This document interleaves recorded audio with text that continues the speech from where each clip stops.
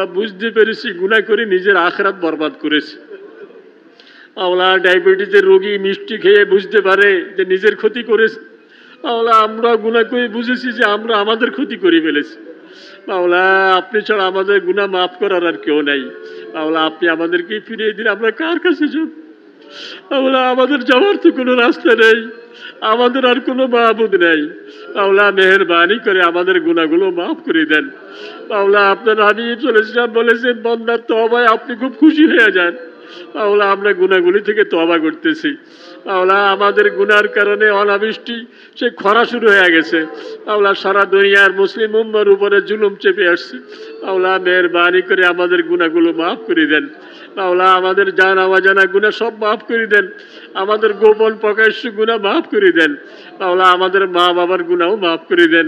মাওলা নিজের বাবাকে নিজের হাতে কবরে রেখেছি, মাকে নিজের হাতে কবরে রেখেছি, সেই দৃশ্য চোখের সামনে এখনো ভাসতেছে, কিন্তু কবরে রাখার পর থেকে আজ পর্যন্ত কোনো খবর নিতে পারি নাই। মাওলা একটাই ভরসা, আপনি বড় কারীম ও রহিম। তাদের কবরগুলোকে জান্নাতের বাগান বানিয়ে দেন, তাদের নেক আমলগুলোকে কবরের সাথী বানিয়ে দেন। মাওলা আপনার হাবিব সাল্লাল্লাহু আলাইহি ওয়াসাল্লাম বলেছেন মৃত্যুর পরে 3টা আমল কাজে আসে, সন্তানের দোয়া, মা বাবার কাজে আসে। তাহলে এই মুহূর্তে আমাদের দোয়ার খবর মা বাবার কবরে পৌঁছিয়ে দেন, তাদের কবরগুলোকে জান্নাতের বাগান বানিয়ে দেন। মাওলা আমাদের সন্তানদের জন্য তাদের জন্মের পর থেকে যতগুলি নেক দোয়া করেছি, মাওলা দোয়াগুলো কবুল করে দেন। মাওলা তাদের সকল নেক হাজাত পুরা করে দেন। আসমানে জমিনে বলা মুসিবত থেকে হেফাজত করেন, অসুস্থদেরকে পরিপূর্ণ সুস্থতা দান করেন। মাওলা আমাদের আওলাদদের মধ্যে যারা অসুস্থ আছে তাদেরকে পরিপূর্ণ সুস্থতা দান করেন। মাওলা আজকের এই মজলির যে কাফেলার আয়োজনে, মাওলা এই নেককার এই কাফেলাকে আপনি কবুল করেন। মাওলা কিয়ামত পর্যন্ত তাদের এই প্রোগ্রামকে চালু রাখেন। মাওলা কাল কিয়ামতের ময়দানে জান্নাতি কাফেলাতে দানের তৌফিক দান করেন, আম্বিয়া কেরামের কাফেলাতে দানের তৌফিক দান করেন। মাওলা মুখলিসিন মুসলিহিনের কাফেলাতে দানের তৌফিক দান করেন। মাওলা এই কাফেলার সকল কার্যক্রমকে কবুল করেন। মাওলা এই এলাকার যে সমস্ত মানুষ এই কাফেলার সাথে শরীক হয়েছেন, যারা শরীক হন নাই সবাইকে মাফ করে দেন। মাওলা আমার মা বোনরা এখানে এসেছেন গুনাহ মাফের উদ্দেশ্যে, মাওলা জান্নাতের সহজ রাস্তা পাওয়ার উদ্দেশ্যে। মাওলা আমাদের সবাইকে জাহান্নাম থেকে বাঁচিয়ে দেন। মাওলা পিছনের জীবনের চেয়ে সামনের জীবনে অধিক নেক আমলের তৌফিক দান করেন এবং সামনের জীবনে অধিক সুখ শান্তি দান করেন। মাওলা আমরা গুনাহ করে ফেলেছি, মাওলা আমরা তওবা করতেছি। আল্লাহুম্মা ইন্না নাস্তাগফিরুকা ওয়া নাতুবু ইলাইক, আল্লাহুম্মা ইন্না নাস্তাগফিরুকা ওয়া নাতুবু ইলাইক, আল্লাহুম্মা ইন্না নাস্তাগফিরুকা ওয়া নাতুবু ইলাইক। মাওলা মেহেরবানি করে আমাদের তওবা কবুল করেন, আমাদের গুনাহগুলো মাফ করে দেন, বাকি জীবন নেক পথে চলার তৌফিক দান করেন, জাহান্নামের পথ থেকে দূরে সরে থাকার তৌফিক দান করেন। মাওলা আমাদের বাকি জীবন নামাজগুলি আউয়াল ওয়াক্তে পড়ার তৌফিক দান করেন, সমস্ত গুনাহ বর্জন করার তৌফিক দান করেন, আমাদের আখলাক সুন্দর রাখার তৌফিক দান করেন, আমাদের ঘর সংসারগুলির মধ্যে রহমত বরকত দিয়ে দেন। মাওলা আমাদের যত রকমের অভাব অনটন আছে আপনি হাজাত সব পুরা করে দেন, যারা অসুস্থ আছে পরিপূর্ণ সুস্থতা দান করেন। মাওলা এলাকার যে সমস্ত আমাদের আত্মীয় স্বজন মুরব্বিয়ান যারা কবরে চলে গেছেন সবাইকে আপনি মাফ করে দেন। সবাই আল্লাহ তাআলার মহব্বতে এখানে একত্রিত হয়েছে, আল্লাহ তাআলা আমাদের সবাইকে কবুল করে নেক। আমরা আল্লাহ তাআলাকে মহব্বত করি, গুনাহ মাঝে মধ্যে হয়ে যায়, কিন্তু আল্লাহ তাআলাকে তো মহব্বত করি এবং আল্লাহ ছাড়া কাউকে মাবুদ স্বীকার কখনো করি নাই, কখনো কাউকে সেজদাও করি নাই। আল্লাহ তাআলা আমাদের এই মহব্বত আর ভালোবাসাকে আল্লাহ তাআলা যেন কবুল করে নেন। আমরা দুনিয়ার মানুষ সাধারণ একটা নীতি বানিয়ে নিয়েছি আমরা, সেটা হলো একজন মানুষ মাশাআল্লাহ খুবই হৃষ্টপুষ্ট, খুবই সুস্থ, টাকা পয়সার দিক থেকেও খুব খোশহালে আছেন, চাকরি করলে চাকরিতেও প্রমোশন নিয়মিত হয়ে যাচ্ছে, ব্যবসা করলে ব্যবসাতে ওনার তরাক্কি হতে যাচ্ছে, কৃষি কাজ থাকলে কৃষিতে খুব বরকত হচ্ছে। তো আমরা ধারণা করি যে এই লোকটার উপরে আল্লাহ তাআলা খুব খুশি আছেন, আর যিনি এই অবস্থায় আছেন উনিও বলেন যে আল্লাহ খুব ভালো রাখছেন, আলহামদুলিল্লাহ, ভাবতেছেন যে আল্লাহ আমার উপরে খুব খুশি। যিনি শারীরিকভাবে খুব অসুস্থ, ঘরে বিবি অসুস্থ, ছেলে মেয়ে অসুস্থ, চাকরিতে খুব সমস্যায় পড়ে গেছেন, বস নারাজ হয়ে গেছে, চাকরি যায় যায় অবস্থায়, ব্যবসা কোনো ভালো সুবিধা হচ্ছে না, কিছু কৃষি কাজ টাজ করলেও ভালো ফলন হচ্ছে না, তো বলতেছেন যে আল্লাহ তাআলা আমার উপরে নারাজ হয়ে গেছেন। তো আল্লাহ তাআলা নিজে বলেন, ফাআম্মাল ইনসানু ইযা মাবতালাহু রাব্বুহু ফাআকরামাহু ওয়া না'আমাহু ফায়াকুলু রাব্বি আকরামান। মানুষের অবস্থা হইল যখন একটু সুখ শান্তিতে থাকে তো সে বলে যে আল্লাহ আমারে খুব ভালো রাখছে, আল্লাহ আমারে খুব পছন্দ করে। ওয়া আম্মা ইযা মাবতালাহু ফাকাদারা আলাইহি রিজকাহু ফায়াকুলু রাব্বি আহানান। কিন্তু বিপরীতটা যদি হয়, অসুস্থ, চাকরিতে সমস্যা, ব্যবসা বাণিজ্যে সমস্যা, তো সে বলে যে আল্লাহ আমার উপর নারাজ হয়ে গেছেন। আল্লাহ তাআলা বলেন, কাল্লা, কোনোদিন কথাটা ঠিক নয়। আমার রাসূল সাল্লাল্লাহু আলাইহি ওয়াসাল্লামের ঘরে 2 মাস একাধারে চুলাতে আগুন জ্বলে নাই, এমন লোক কি বাংলাদেশে খুঁজে পাওয়া যাবে? 2 মাস চুলাতে তার আগুন জ্বলে না। যেদিন রাসূল সাল্লাল্লাহু আলাইহি ওয়াসাল্লামের ইন্তেকাল হয়েছে এর আগের রাতে রাসূল সাল্লামের ঘরে চেরাগ দেওয়ার মতো কোনো ব্যবস্থা ছিল না। আমরা তো মৃত্যুর সময় যদি ব্যাংকে আমার 10 কোটি টাকা ব্যালেন্স আছে, আমার 10 তলা বিল্ডিং রেখে গেছি, জায়গা জমি রেখে গেছি, আমার জানাজায় যারা হাজির তারা বলে যে না, কোনো অসুবিধা নেই, আল্লাহর রহমতে সব ব্যবস্থা করে গেছে। আর যদি কোনো টাকা পয়সা রেখে না যাই তো বলে যে ভাগ্য খারাপ, ফলাফানের জন্য কিছু করে যেতে পারে না। কিন্তু আমার রাসূল সাল্লাল্লাহু আলাইহি ওয়াসাল্লামের ওই রাতেও ঘরে চেরাগ জ্বালানোর মতো ব্যবস্থা ছিল না। এই অবস্থায় আল্লাহ তাআলা কি রাজি না নারাজ? কি বলে? আমরা হলে তো বলতাম হায় হায়, অবস্থা খারাপ। তায়েফের ময়দানে সারা শরীর রক্তাক্ত হয়ে গেছে, কি অবস্থা! এই অবস্থায় আমরা যদি কেউ পড়তাম যে আল্লাহ তাআলা আমাকে এত মার খাওয়াচ্ছেন কেন, আল্লাহ তাআলা আমার উপরে নারাজ হয়ে গেছেন, কিন্তু ওই মুহূর্তে আমার রাসূল সাল্লাল্লাহু আলাইহি ওয়াসাল্লামের উপরে আল্লাহ তাআলা কি রাজি না নারাজ? হযরত আইয়ুব আলাইহিস সালাম দীর্ঘদিন অসুস্থ, শুধু নিজে অসুস্থ নয়, এর মধ্যে ওনার সন্তান যা ছিল সব মারা গেছে। অভাব চরমে, বিবি নিরুপায় হইয়া মানুষ থেকে কাজ করে মানুষের বাড়িতে ওনার জন্য খাবার সংগ্রহ করে। শেষ যখন জিহ্বাতে পছন ধরছে, এর আগ পর্যন্ত কোনো কথা বলে নাই, ধৈর্য ধারণ করে আছেন। জিহ্বা যখন পছন ধরছে, এখন চিন্তা করছেন যে এখন জিকির করব কিভাবে, তখন গিয়ে বলতেছেন, রব্বে ইন্নী মাসানিয়া দুররু ওয়া আনতা আরহামুর রাহিমিন। আয় আল্লাহ, আমার তো এবার খুব বেশি বিপদ হয়ে গেছে, আমি তো জিকির আর করতে পারবো না, আয় আল্লাহ আপনি আরহামুর রাহিমিন। বিবি গেছেন খাবার আনতে, এসে দেখে এত সুন্দর একজন মানুষ বসে আছে, বলতেছেন যে ভাই, আমার একজন রোগী এখানে রেখে গেছিলাম, ওনাকে কে নিয়ে গেছে এখানে? কই গেছেন উনি? আমার রোগীটা কই? বলে যে আমি তো সেই রোগী। বলে কি বলেন, আপনি এত সুন্দর হয়ে গেছেন, এত ভালো হয়ে গেছেন। বিবি খাবার আনতে গেছে, উনি আল্লাহর কাছে একটু ফরিয়াদ জানাইছেন, আল্লাহ তাআলার সাথে সাথে জিবরাইল আলাইহিস সালামকে পাঠিয়ে দিয়েছেন, উরকুদ বিরিজলিক, যে জায়গায় আছেন উঠতে পারতেছেন না, বসে অবস্থা পায়ে দিয়ে একটা লাঘাত করেন, মাটিতে একটু লাথি মারেন, হাদা মুগতাসালুন বারিদুন ওয়া শারাব। আপনি পায়ে আঘাত করবেন, সাথে সাথে পানি বের হয়ে আসবে, কিছু পান করবেন, কিছু দিয়ে একটু গোসল করে নেবেন, সমস্ত রোগ ভালো হয়ে গেছে। এই যে দীর্ঘ 18 বৎসর এত কষ্ট পাচ্ছেন, আল্লাহ তাআলা কি রাজি না নারাজ? তাহলে আমরা যে ধারণা করতেছি যে আমি কষ্টে থাকলে আল্লাহ তাআলা নারাজ, আমি সুখে থাকলে আল্লাহ তাআলা রাজি, আমার রাজি আর নারাজ হওয়ার আলামত এটা নয়। বরং আল্লাহ তাআলা কোরআনে ফাঁকে ঘোষণা দিয়ে দিয়েছেন যে রাজি হওয়ার আলামত কি?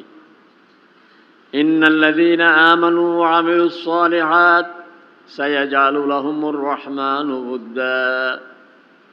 যার কাছে ঈমানের দৌলত আছে, কত বড় দৌলত এটা আমার আর আপনার খবর নাই। একজনের মোবাইল 700 টাকা দিয়ে কিনছে, 500 টাকা দিয়ে কিনছে, একবারে সস্তা একটা মোবাইল, ভিতরে সিম আছে। এই মুহূর্তে আমেরিকা কথা বলতে পারে, কি বলেন, পারে তো? সৌদি আরব কথা বলতে পারে, নিজের আত্মীয় স্বজনের সাথে কথা বলতে পারে, কারণ ভিতরে সিম আছে। আর আরেকজনের খুব দামি সেট, 60,000 টাকার 70,000 টাকার সেট, ভিতরে সিম নাই। এই ঘরে আর ওই ঘরেও কথা বলা যাবে না। আমার আর আপনার ভিতরে ঈমানের সিম আছে। আমি এই মুহূর্তে বলি সুবহানাল্লাহ, জান্নাতের মধ্যে গাছ লাগিয়ে গেছে। সুবহানাল্লাহ, সুবহানাল্লাহ। কোথায় গাছ লাগতেছে? জান্নাতে, কারণ ভিতরে আমার ঈমানের সিম আছে। কত দামি জিনিস আমার কাছে। আপনি মোবাইল রেখে দিয়েছেন টেবিলের উপরে, ওয়ার্ড্রোবের উপরে। মোবাইল অনেক সময় সাইডে থাকলে, রিং হইতে থাকলে কাঁপতে কাঁপতে পড়ে যায়। আমি যদি বলি লা ইলাহা ইল্লাল্লাহ, আরশ আজিমের একটা খুঁটি আছে, ওটা কাঁপতে শুরু করে, এরকম আমার মোবাইল কাঁপে। আল্লাহ তাআলা বলেন, ও খুঁটি তুমি কাঁপছো কেন? বলে লা ইলাহা ইল্লাল্লাহ ওয়ালাকে এখনো মাফ করা হয়নি। বলে যাও, তাকে মাফ করে দিলা। ভিতরে ঈমানের সিম, কত দামি জিনিস আমার কাছে আছে। সামান্য ঈমান যার আছে, রাসূল সাল্লাল্লাহু আলাইহি ওয়াসাল্লাম হযরতে মুআজ রাদিয়াল্লাহু তাআলা আনহুকে নিয়ে যাচ্ছেন সাথে করে, বলতেছেন ইয়া মুআজ, বলতেছেন লব্বাইকা ইয়া রাসূলুল্লাহ। রাসূল কিছু বলেন নাই। আবার বলতেছেন ইয়া মুআজ, মানে দৃষ্টি আকর্ষণ, মনোযোগ আকর্ষণের জন্য ডাকতেছেন, মুআজ। হুজুর আমি আছি, মুআজ, হুজুর আমি আছি। 3 বারের পরে বলতেছেন, পুরা মনোযোগ আকৃষ্ট করে এবার বলতেছেন, আতাদরি মা হক্কুল্লাহ আলাল ইবাদ ওয়া মা হক্কুল ইবাদ আলাল্লাহ। তুমি কি জানো বান্দার কাছে আল্লাহ কি চায়, আর আল্লাহর কাছে বান্দার দাবিটা কি? তো সাহাবায়ে কেরামের নিয়ম ছিল, জানা থাকলেও বলতেন আল্লাহু ওয়া রাসূলুহু আলাম, আল্লাহ আল্লাহ রাসূলে ভালো জানেন। মানে শোনো, বন্দার কাছে আল্লাহ যেটা চায় সেটা হলো বন্দা যেন আল্লাহর উপরে ঈমান আনবে, ইবাদত করবে, শিরক ছাড়া, কোনো শিরক করবে না। পালে কে আমাদেরকে? রিজিক দেয় কে? সন্তান দেয় কে? সব কিছুর মালিক কে? আল্লাহ রব। আল্লাহ একমাত্র রব, আল্লাহ একমাত্র ইলাহ। আমার সেজদা পাওয়ার উপযুক্ত কে? দোয়া করব কার কাছে? আমার কুল ইন্না সলাতি ওয়া নুসুকি ওয়া মাহইয়ায়া ওয়া মামাতি লিল্লাহি রাব্বিল আলামিন, সব আল্লাহর জন্য। শিরক মুক্ত ইবাদত। আল্লাহ বান্দার কাছে এটা চায়, বান্দা যেন শিরক না করে। যতটুকু করতে পারি, কিন্তু শিরক করব না। বান্দার দাবি কি আল্লাহ তাআলার কাছে? বান্দার দাবি হইল যদি শিরক মুক্ত দুনিয়া থেকে যেতে পারে, আল্লাহ তাআলা তাকে জাহান্নামে আর দোজখে দিবেন না। আল্লাহ ইউআযযিবাহু, তাকে আর আযাব দিবেন না। এজন্য কত বড় দৌলত আমার কাছে, ঈমান আছে আমার কাছে, যে ঈমানের কারণে আমি জাহান্নাম থেকে বেঁচে যাব। আমি সামান্য ঈমান আছে তো দুনিয়ার 10 দুনিয়া পরিমাণ একটা জান্নাতের আমি মালিক হয়ে যাব। সামান্য ঈমানের এত দাম। এখন ঈমান কি জিনিস সেটা আমরা বুঝি তো সবাই, কি বলেন? এখানে যারা আছি একজন একজন করে যদি বলেন আপনি ঈমান কি? সাহাবায়ে কেরাম জানতেন। কথাটা একটু গুছিয়ে শিখিয়ে দেওয়ার জন্য আল্লাহ তাআলা জিবরাইল আলাইহিস সালামকে পাঠিয়ে দিয়েছেন। পাঠিয়ে তো দিয়েছেন তাও মানুষের ছবিতে। দেখতেছেন একজন মানুষ ঢুকছেন, কিন্তু জামা কাপড়ে একেবারেই পরিষ্কার, চুলগুলো একেবারে কালো, কোনো ধুলাবালি নেই। মনে হচ্ছে যেন ঘরের দরজা খুলে মসজিদে ঢুকছেন। এত কাছের মানুষ, তাইলে আমি চিনি না কেন? আমরা কেউ চিনি না কেন? একজনও চিনি না। এই জন্য সবাই চেয়ে আছেন যে কে উনি।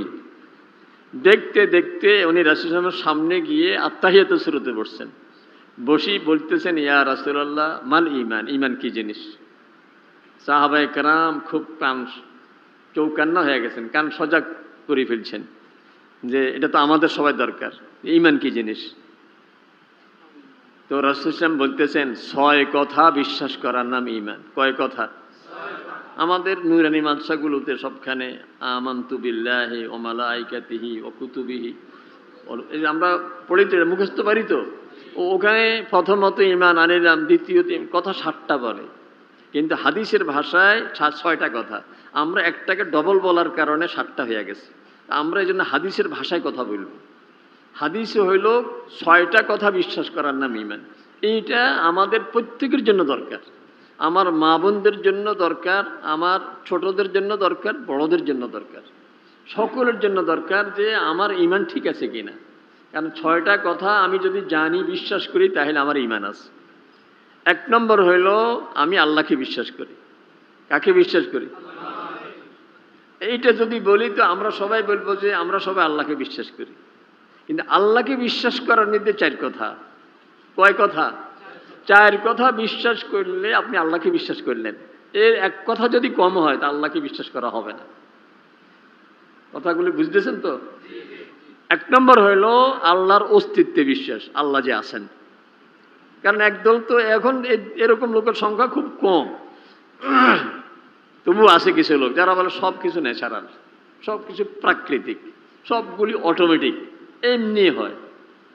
দুনিয়াতে অটোমেটিক কি আছে? অটোমেটিক কোন জিনিস এমনি হয়?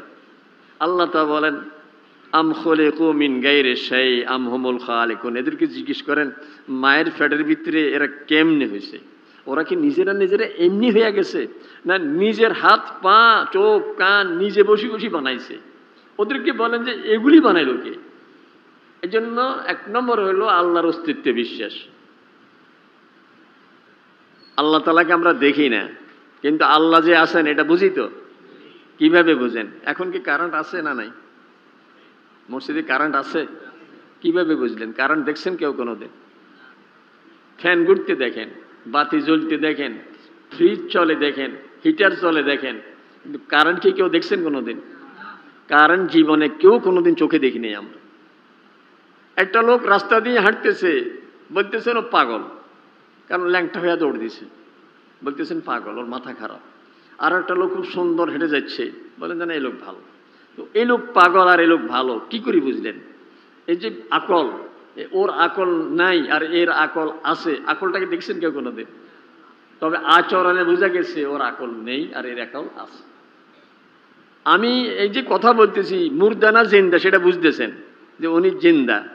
আমার রু আছে বিদায় আমি জিন্দা, রু না থাকলে আমি মুর্দা। রু কি কেউ দেখছি আমরা? তো কত জিনিস তো দেখি নাই, কিন্তু বিশ্বাস করি।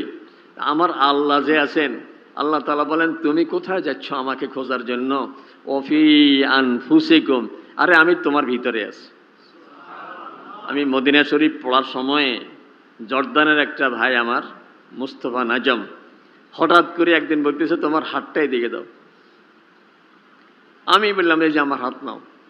বলেন দেখেন আমার এই হাতে এই যে 1 দেখছেন, আপনার সবের হাতে এইভাবে, আর এরপরে 8, 18 না? প্রথমে 1 এরপরে 8, আর এই হাতে এই 8 তারপরে 1। তো বলে যে 18 আর 81 যোগ করো। বললাম যে 99। 99 কার নাম? আল্লাহর নাম। আল্লাহর নাম 99টা না? ইন্না লিল্লাহি তিসআতাও ওয়া তিসঈনা ইসমান, হাদিসে তিরমিজি শরীফের আল্লাহ 99 নাম আছে। এরপরে বললে যে তুমি 81 থেকে 18 বিয়োগ দাও, 63। 63 কার হায়াত? বললাম আমার রাসূলের হায়াত। কয় যে আল্লাহ তো যেরকম একটা মাল বাজারে আসলেই লেখা আছে made in India, made in Japan, made in China, তোমার হাতের মধ্যে সিল দেওয়া আছে যে আনতা মেড বাই আল্লাহ। তুমি আল্লাহ সৃষ্টি, আল্লাহ তোমাকে সৃষ্টি করছে, সিল তো তোমার হাতে দিয়েই রাখছে। আল্লাহ বলেন তুমি আমাকে খোঁজো কোথায়? এই জন্য 1 নম্বর হইলো আল্লাহর অস্তিত্বে বিশ্বাস, আল্লাহ যে আছেন। 2 নম্বর হইলো আল্লাহই রব। রব মানে তিনি সৃষ্টিকারী, তিনি রিজিক দাতা, তিনি সুস্থতা দাতা, তিনি সব কিছু দেনওয়ালা, সব ক্ষমতার মালিক একমাত্র তিনি। এই জন্য কুল আউযু বিরব্বিন নাস মালিকিন নাস ইলাহিন নাস। শুরুতে সূরা ফাতিহা আলহামদুলিল্লাহি রাব্বিল আলামিন আর রহমানির রহিম মালিকি।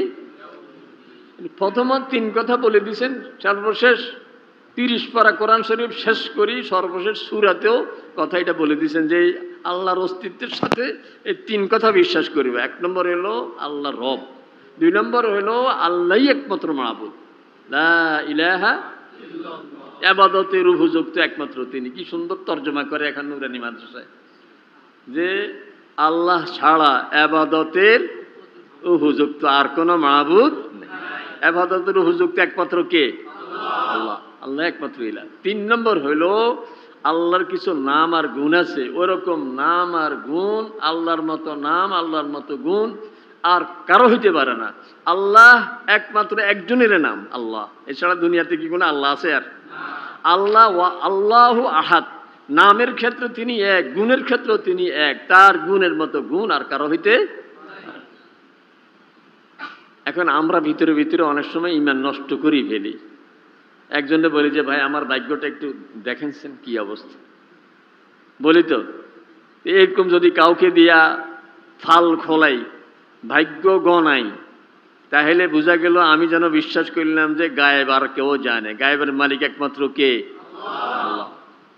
এই জন্য কথা সংক্ষেপ করছি, এক একটা তো অনেক লম্বা আলোচনা। তাইলে 6 কথার প্রথম কথা হলো আমরা আল্লাহকে বিশ্বাস করি। আল্লাহকে বিশ্বাস করার মধ্যে কয় কথা? আল্লাহর অস্তিত্বে বিশ্বাস, আল্লাহই রব, আল্লাহই একমাত্র মাবুদ আর ইলাহ, আর আল্লাহরে যে নাম আর গুণ আছে এরকম নাম আর গুণ আর কারো হইতে পারে না। এই 4 কথা বিশ্বাস করলে আমি আল্লাহকে বিশ্বাস করি। আমি আল্লাহর অস্তিত্বে বিশ্বাস করি, আল্লাহকে রব এটাও বিশ্বাস করি, কিন্তু আল্লাহর সাথে আরো কারো সেজদা করি, ঈমান থাকবেন।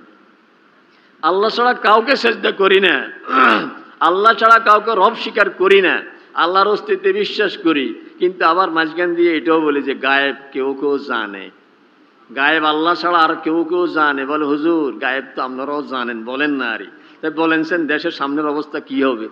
কোন হুজুর কি গায়েব জানেনি? গায়েব জানেন একমাত্র কে? কুল লা ইয়ালামু মান ফিস সামাওয়াতি ওয়াল আরদিল গায়বা ইল্লাল্লাহ। ও আমার রাসূল, আপনি দুনিয়াবাসীকে জানাইয়া দেন যে আল্লাহ ছাড়া গায়েব আর কেউ জানে না। গায়েব জানেন একমাত্র কে? আল্লাহ। ইমাম মালিক রহমতুল্লাহ আলাইহি, 4 জন বড় বড় ইমামের এক ইমাম, ইমাম মালিক রহমতুল্লাহ আলাইহি। উনি মদিনা শরীফে ওনার জন্ম, মদিনা শরীফে ওনার অবস্থান, মদিনা শরীফে জান্নাতুল বাকিতে কবর।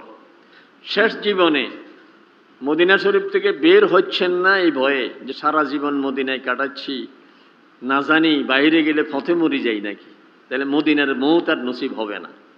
এই জন্য মন চায় একটু উমরা করে আসি, কিন্তু গেলে যদি মরি যাই, এই জন্য যাচ্ছেন না।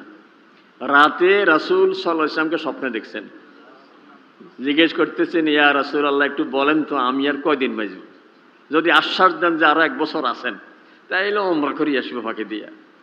তো রাসূল সাল্লাল্লাহু আলাইহি ওয়াসাল্লাম এইভাবে 5 আঙ্গুল দেখাইলেন। ওনার ঘুম ভেঙে গেছে, সকালবেলায় চিন্তায় পড়ে গেছেন যে কি দেখলাম, আমি কি আর 5 দিন আছি, 5 সপ্তাহ আছি, না 5 মাস, না 5 বছর, কিছুই তো বুঝলাম না। ওই সময়ে খুব বড় একজন মুহাদ্দিস এবং স্বপ্নের ব্যাখ্যাকার ছিলেন মুহাম্মদ ইবনে সিরিন রহমতুল্লাহ আলাইহি। তো ওনার কাছে নিজের ছাত্রকে বললেন তুমি একটু যাও, গিয়ে আমার নাম বলো না, বলবে যে একজনে রাসূল সাল্লাল্লাহু আলাইহি ওয়াসাল্লামকে স্বপ্নে জিজ্ঞেস করছে আমি কয়দিন বাঁচব, আল্লাহ রাসূল 5 আঙ্গুল দেখাইছেন, ব্যাখ্যাটা কি? তো মুহাম্মদ ইবনে সিরিন রহমতুল্লাহ আলাইহি শোনার সাথে সাথে বলতেছেন আরে স্বপ্নটা কেড়ে দেখছে, দেখলে তো ইমাম মালিক দেখতে পারে। উনি বলছেন আমার নাম বলো না, কিন্তু মুহাম্মদ ইবনে সিরিন বলতেছে এই স্বপ্ন দেখার যোগ্যতা একমাত্র ইমাম মালিকের আছে। কেড়ে দেখছে স্বপ্ন? হুজুর দেখছে উনি। তো উনি তো নাম বলতে নিষেধ করছেন, আপনি তো নামে বলে দিলেন। ওনাকে গিয়ে বলো যে কোরআন শরীফে আল্লাহ তাআলা বলছেন ইন্নাল্লাহা ইনদাহু ইলমুস সাআ ওয়া ইউনাজ্জিলুল গায়থ ওয়া ইয়ালামু মা ফিল আরহাম ওয়া মা তাদরি নাফসুম মাযা তাকসিবু গাদা ওয়া মা তাদরি নাফসুম বিআইয়ি আরদিন তামুত। 5টা জিনিস আল্লাহ ছাড়া কেউ জানে না। কিয়ামত কবে হবে, কার মওত কবে হবে এটা কেউ জানে না, কারণ মওত এটা তো ছোট কিয়ামত। বৃষ্টি কবে হবে, কোথায় হবে, কতটুকু হবে এটা আল্লাহ ছাড়া কেউ জানে না। মায়ের গর্ভে যে সন্তানটা আছে হওয়ার সময় মরবে না বাঁচবে, ভালো হবে না খারাপ হবে, কথা বলতে পারবে কি পারবে না, চোখে দেখবে কি দেখবে না, মা বাপের সুখের হবে না বিপদের কারণ হবে, আল্লাহ ছাড়া কেউ জানে না। কেউ জানে না আগামীকাল কি করবে, কেউ জানে না তার মৃত্যু কোন জায়গায় হবে। একজন লোককে অ্যাম্বুলেন্সে নিয়ে রওনা দিতেছে সবাই, আপনি বলেন ভাই আমি এই মুর্দার দেখছি, এই লোক বাঁচবে না, এর সময় নেই, আপনারা খামাখা ঢাকা নিবেন না এর। কিন্তু আপনার কথা রাখে নাই, এ অল্প কদ্দূর যাওয়ার পরে ওটা মারা গেছে। আপনি বলতেছেন যে এই টাকা এদেরকে এইভাবে বাধ্য করছে নিতে, আমি নিষেধ করছি, আমার নিষেধটা শুনে নাই। আসলে বিষয় হইল ওই কি বলে আব্দুল্লাহপুর দাঁড়িয়েছে আজরাইল আলাইহিস সালাম, তার জান যাবে ওখানে, সে তো এখন ঘরে, অ্যাম্বুলেন্সে নিয়ে গেছে, তো ওখানে তার মৌত হয়ে গেছে, হয় না এরকম? এই জন্য 1 নম্বর আল্লাহকে বিশ্বাস করি, 2 নম্বর আমরা ফেরেশতা বিশ্বাস করি, করি তো? আমাদের সাথে কেরামান কাতিমিন 2 জন তো আছেন, একজন আছে করিব, আমাদের নামে নাম, আপনার নামে আপনার ফেরেশতার নামে এক নাম। কারণ আমার আপনার জন্মের সাথে আমাদের সাথে একটা ইবলিস শয়তানের দল, ইবলিসের এক বাহিনী আমার সাথে আছে, ইবলিসের এক চেলা, একটা সৈন্য আমার সাথে আছে। এই জন্য আল্লাহ তাআলা মেহেরবানি করে একজন ফেরেশতা আমার সাথে দিয়ে দিয়েছেন।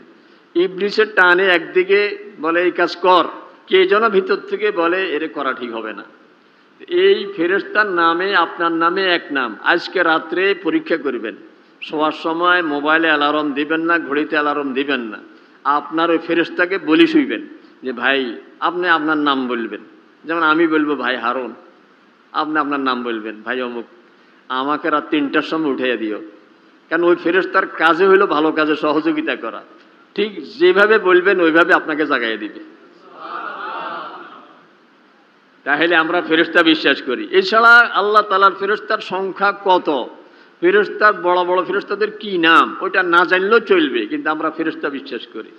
3 নম্বরে আসমানি কিতাব বিশ্বাস করি, তবে আসমানি কিতাবের সংখ্যা কত, নাম কি না জানলেও চলবে, কিন্তু আমাদের কাছে আল্লাহ তাআলার পক্ষ থেকে একটা আসমানি কিতাব আছে, কি নাম? কোরআন শরীফ, আল কোরআন আসেনি আমাদের কাছে। এটা কার কিতাব? আল্লাহর কিতাব।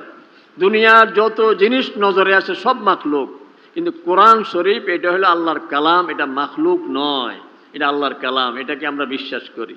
4 নম্বর হইল এই কোরআন শরীফ পাঠাইয়া সাথে সাথে আল্লাহ তাআলা আল্লাহ রাসূল সাল্লাল্লাহু আলাইহি ওয়াসাল্লামকে পাঠাইয়া দিয়েছেন, উনি প্র্যাকটিক্যালি আমাদেরকে কোরআনের কথাগুলি সব মানার জন্য শিখিয়ে দিয়েছেন, এইভাবেই কাজ, এইভাবেই কাজ।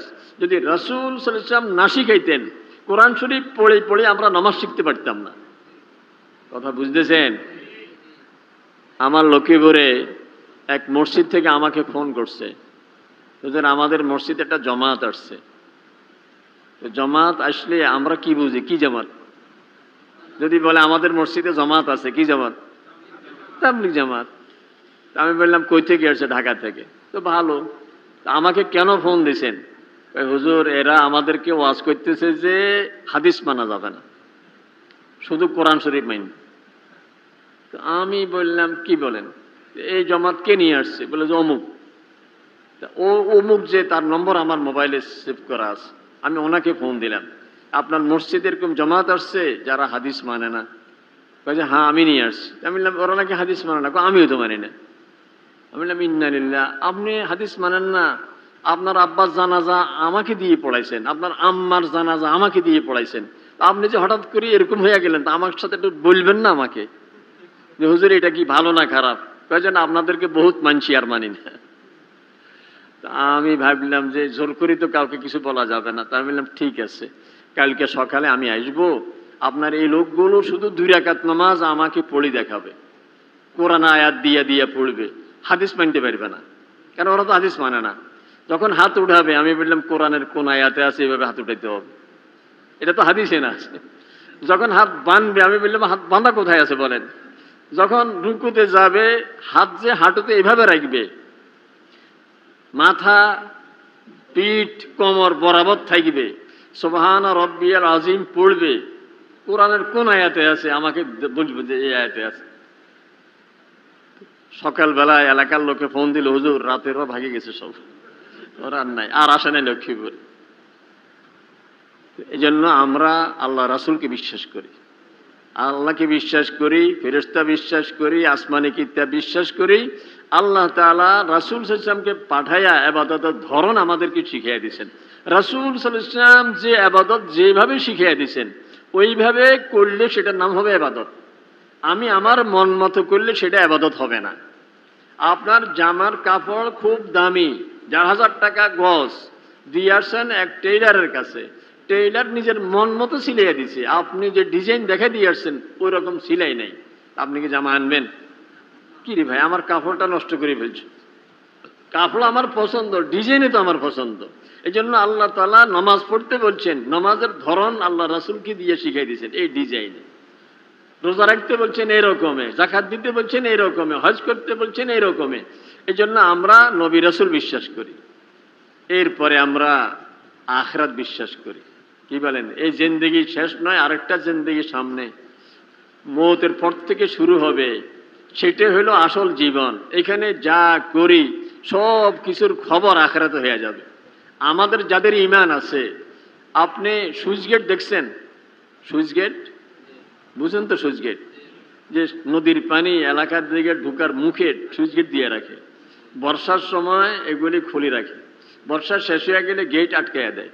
এই জমা পানি দিয়ে এলাকায় ইরির প্রকল্প, সেচ টেসের কাজ আছে না এরকম। এই যে সুইচ গেট, এখন আমাদের সামনে বেহেশত আর দোজক, আমাদের দোজকের গেটে, দোজকের মুখে সুইচ গেট লাগানো, আর আমাদের বেহেশতের গেটটা উঠানো। আপনি সুবহানাল্লাহ বললে বাইর দরজা গাছ লাগে না বেহেশতে গাছ লাগে? তাহলে বোঝা গেল বেহেশতের ঢাকনাটা আমার উঠানো। আমি যত নেকামল করি এটা বেহেশতে ফুরিয়ে আসতেছে, বেহেশত পড়তেছে, পুলসেরাত রেডি হইতেছে, হাসরের ময়দান আমার সুখের ব্যবস্থা হচ্ছে, কবর আমার সুখের ব্যবস্থা হচ্ছে, নেক আমল আরো বাড়তেছে। তো দুনিয়াতে আমার সুখের শুরু হয়ে গেছে, কারণ আমার সুইচ গেট উঠানো ছিল, আমার ওই দিক থেকে ফুরিয়ে আসতেছে, আর আমার দোজকের মুখ বন্ধ। এই জন্য আমি এই সামান্য একটু অপরাধ করছিলাম, পিছন দিয়ে মাথা দরজার সঙ্গে আঘাত লাগি ফুলে গেছে, পায়ের মধ্যে একটা কাঁটা পড়ে গেছে, হাঁটুর সঙ্গে চেয়ারের সঙ্গে ধাক্কা লাগিয়ে গেছে। কারণ আমি যে একটু ভুল করছিলাম, সাথে সাথে আল্লাহ তাআলা, আমার দোজক তো যায় না, আমার তো দোজকের গেট লাগানো। এই জন্য কোনো গুনাহ করলে দুনিয়াতেই আল্লাহ আমাকে শাস্তি দিয়ে সেটা সারাইয়া দেয়।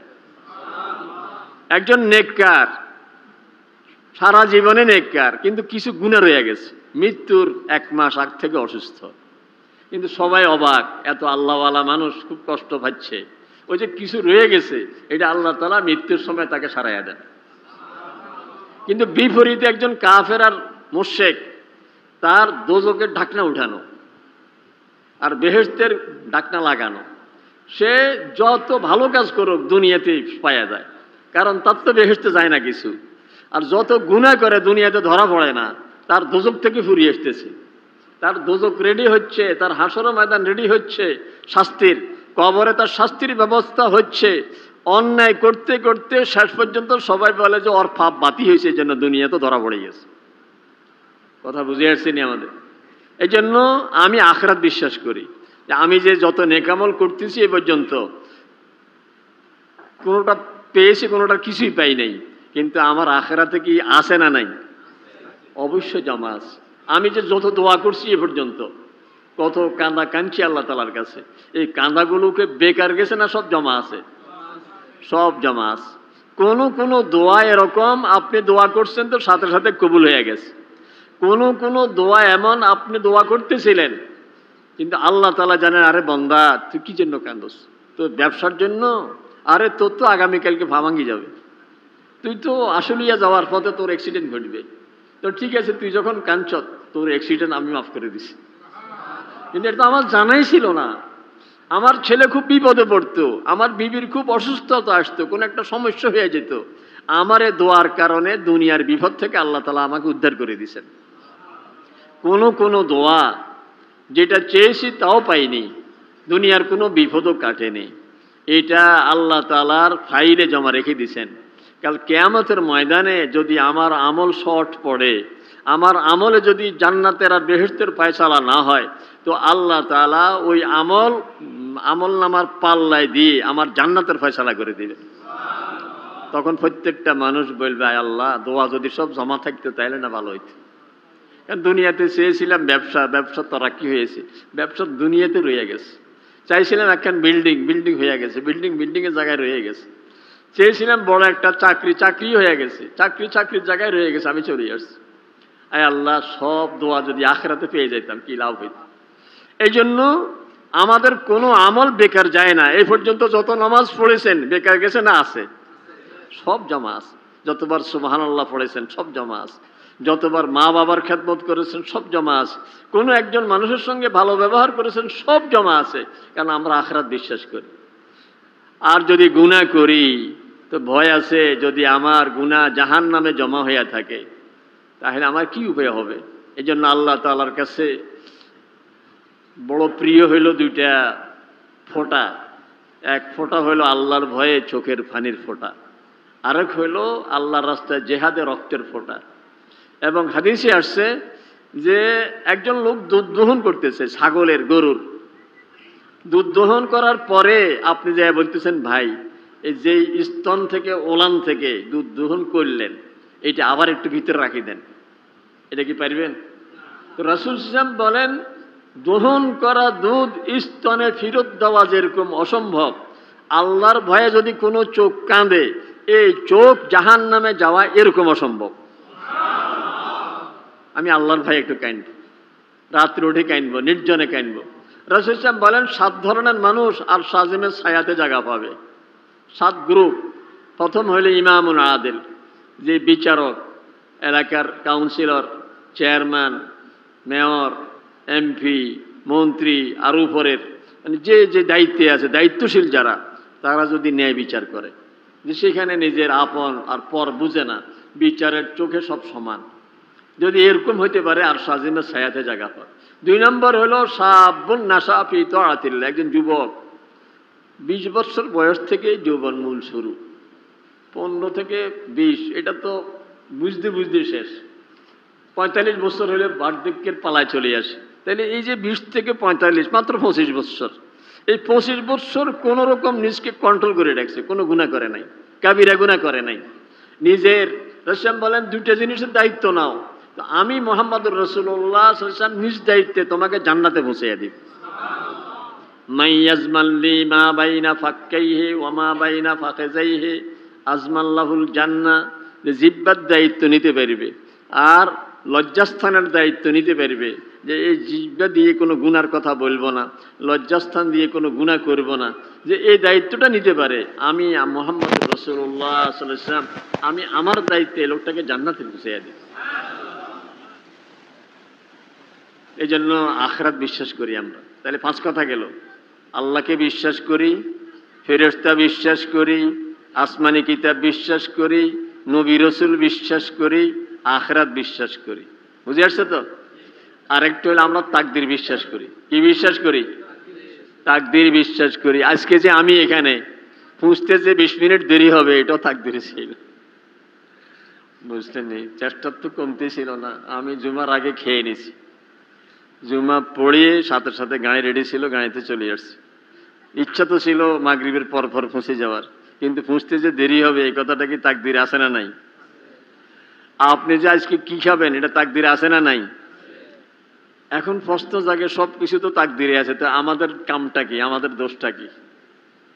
গুনাহগার গুনাহ করে এটাও তাকদীরে আছে, নমাজি নামাজ পড়ে এটাও তাকদীরে আছে, তাইলে গুনাহগারের দোষ কি আর নেককারের এমন ফজিলত কি? সব তো তাকদীরে লেখা আছে। কথা বুঝতেছেন?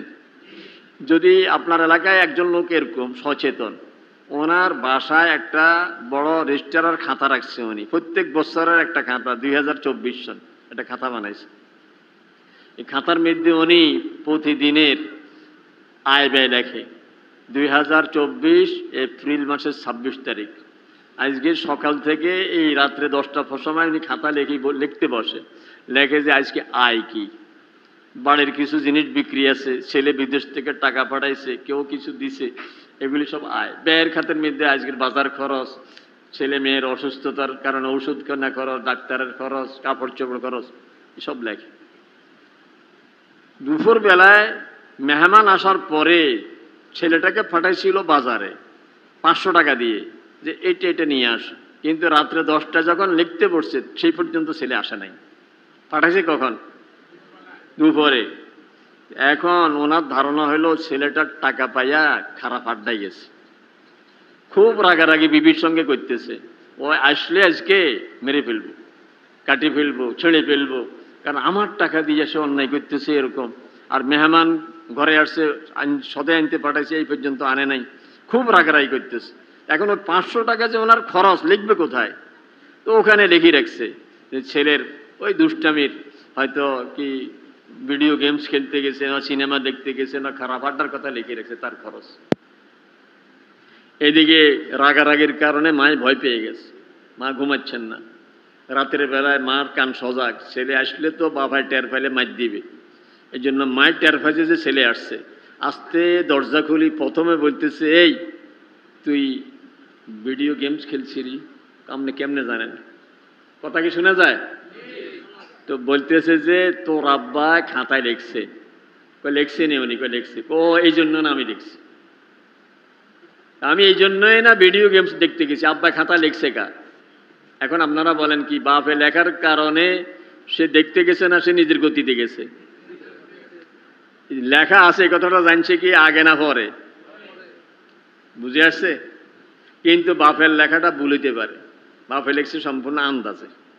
কিন্তু রাত্রে 12টার সময় লিখছে, তো রাত 10টায়, 12টার সময় হঠাৎ করে মোবাইল বেজে উঠছে, ভাই সলিমুল্লাহ ভাই আপনি কই? কাজে ঘরে। কি বলেন আপনি ঘরে? আপনার ছেলে হাসপাতালে, দুপুর 2টার সময় সিএনজি তাকে মারে দিছে, এখন লোকেরা আনি হাসপাতাল ভর্তি করাইছে। তখন কাঁদতে শুরু করছে, হায় হায়, আমি মনে করছিলাম আমার ছেলের টাকা ভাইয়া খারাপ আড্ডায় গেছে, আমার বাবা তো ভালো আছে, আমার বাবা খারাপ জায়গায় যায় নাই, আমি না ভুল করছি। হইতে পারে না? কিন্তু এটা তো বাপের লেখাটা আন্দাজে, আমার আল্লাহর লেখাটাকে আন্দাজে না জেনে শুনে। কারণ কাল আল্লাহর জন্য এক প্রকার, এই যে আমরা বলি কাল 3 প্রকার, ছোটবেলা থেকে ব্যাকরণ পড়ছেন, কাল 3 প্রকার, অতীত, বর্তমান, ভবিষ্যৎ। আমাদের হইল অতীত আর ভবিষ্যৎ, আর আল্লাহর জন্য সব বর্তমান। আল্লাহর জন্য সব কি? বর্তমান। এই জন্য কোটি কোটি বছর পরে যা হবে সেটা আল্লাহ জানেন, আল্লাহ লিখে রাখছে। লেখায় কাউকে বাধ্য করে না, মানুষ করে নিজের গতিতে। যিনি মসজিদে আসছেন উনি নিজের গতিতে, যিনি সিনেমা দেখতে গেছেন নিজের গতিতে, কিন্তু কথাগুলি সব লেখা ছিল। আমরা তাকদীর বিশ্বাস করি, ঠিক কি খাবো না খাবো সব বরাদ্দ আছে। এই জন্য আল্লাহ তাআলা বলতেছেন যে ইয়া ইবনা আদম তাকাফালতু বিরিজকিকা ফালা তাতরাব, তোমার বরাদ্দ আমি করে রাখছি, তুমি টেনশন করো, সব বরাদ্দ আছে।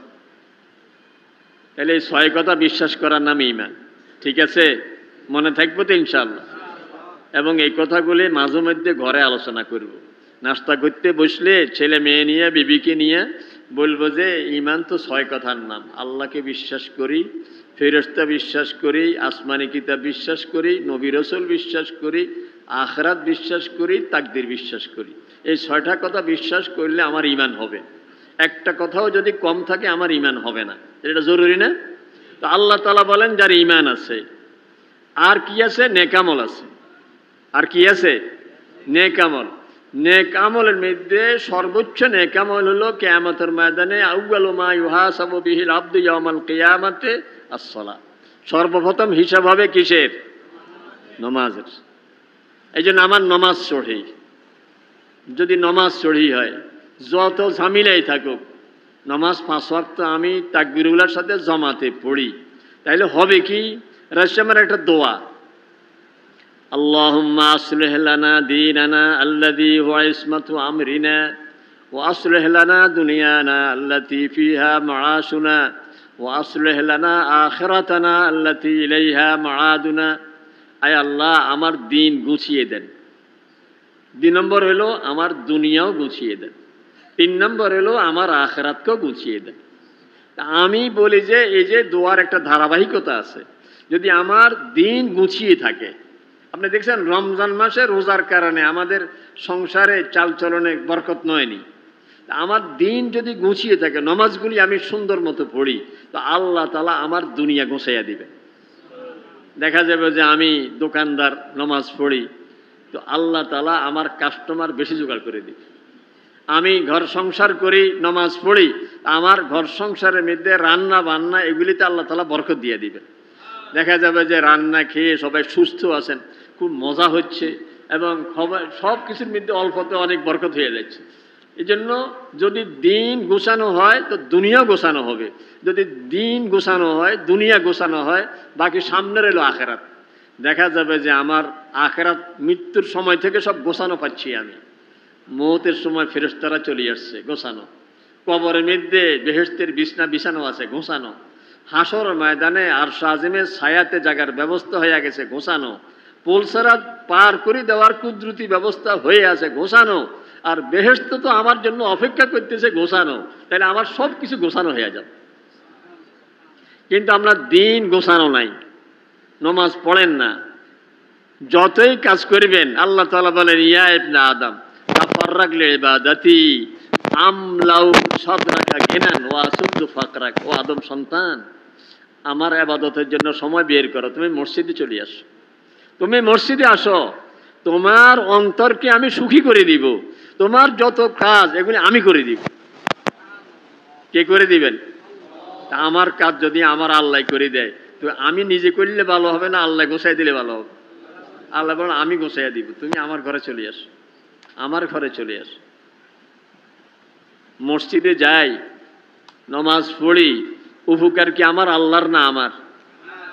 আমার উপকার, আমার উপকার। নমাজ কয়াক্ত পড়ি, কয়াক্ত। রাসূল সাল্লাল্লাহু আলাইহি ওয়াসাল্লাম মেরাজ থেকে আসার সময় নিয়ে আসছেন 50 ওয়াক্ত, কয়াক্ত।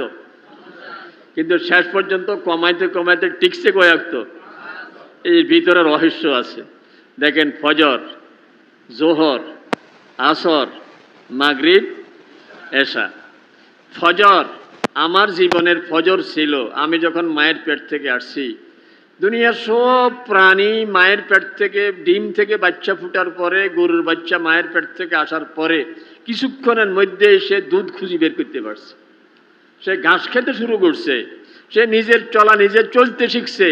কিন্তু আমি মানুষ হওয়ার পরে যে চিত হয়ে আছি, কাজ হতে পারিনি। কি বলেন, পারছি? আমার মায়া কোথায়, আমি কোথায়, দুধ কোথায়, আমি খুঁজি বের করতে পারিনি। আমার দাদি নানি কোলে করে আমার মায়ের স্তনের সাথে আমার মুখ লাগিয়ে দিয়েছে, আমি খেতেও শিখি নাই। এই জন্য হাদিসে আসছে তাহানিকের কথা। বাচ্চা হওয়ার পরে কি করা? তাহানিক মানে একটু নেককার বুজুর্গকে দিয়ে খেজুর চিবাইয়া তার তালুতে আলা জিব্বাতে লাগাইয়া দেন, দিলে এটা তো এর আগ পর্যন্ত নাভি দিয়ে খেয়েছে, মুখ নাড়ার, জিব্বা নাড়ার অভ্যাস ছিল না। এই জন্য ওখানে একটু লাগাইয়া দিলে খেজুর এই যে আস্তে আস্তে চুষতে শুরু করবে, তো মায়ের দুধ চুষতে পারবে সে।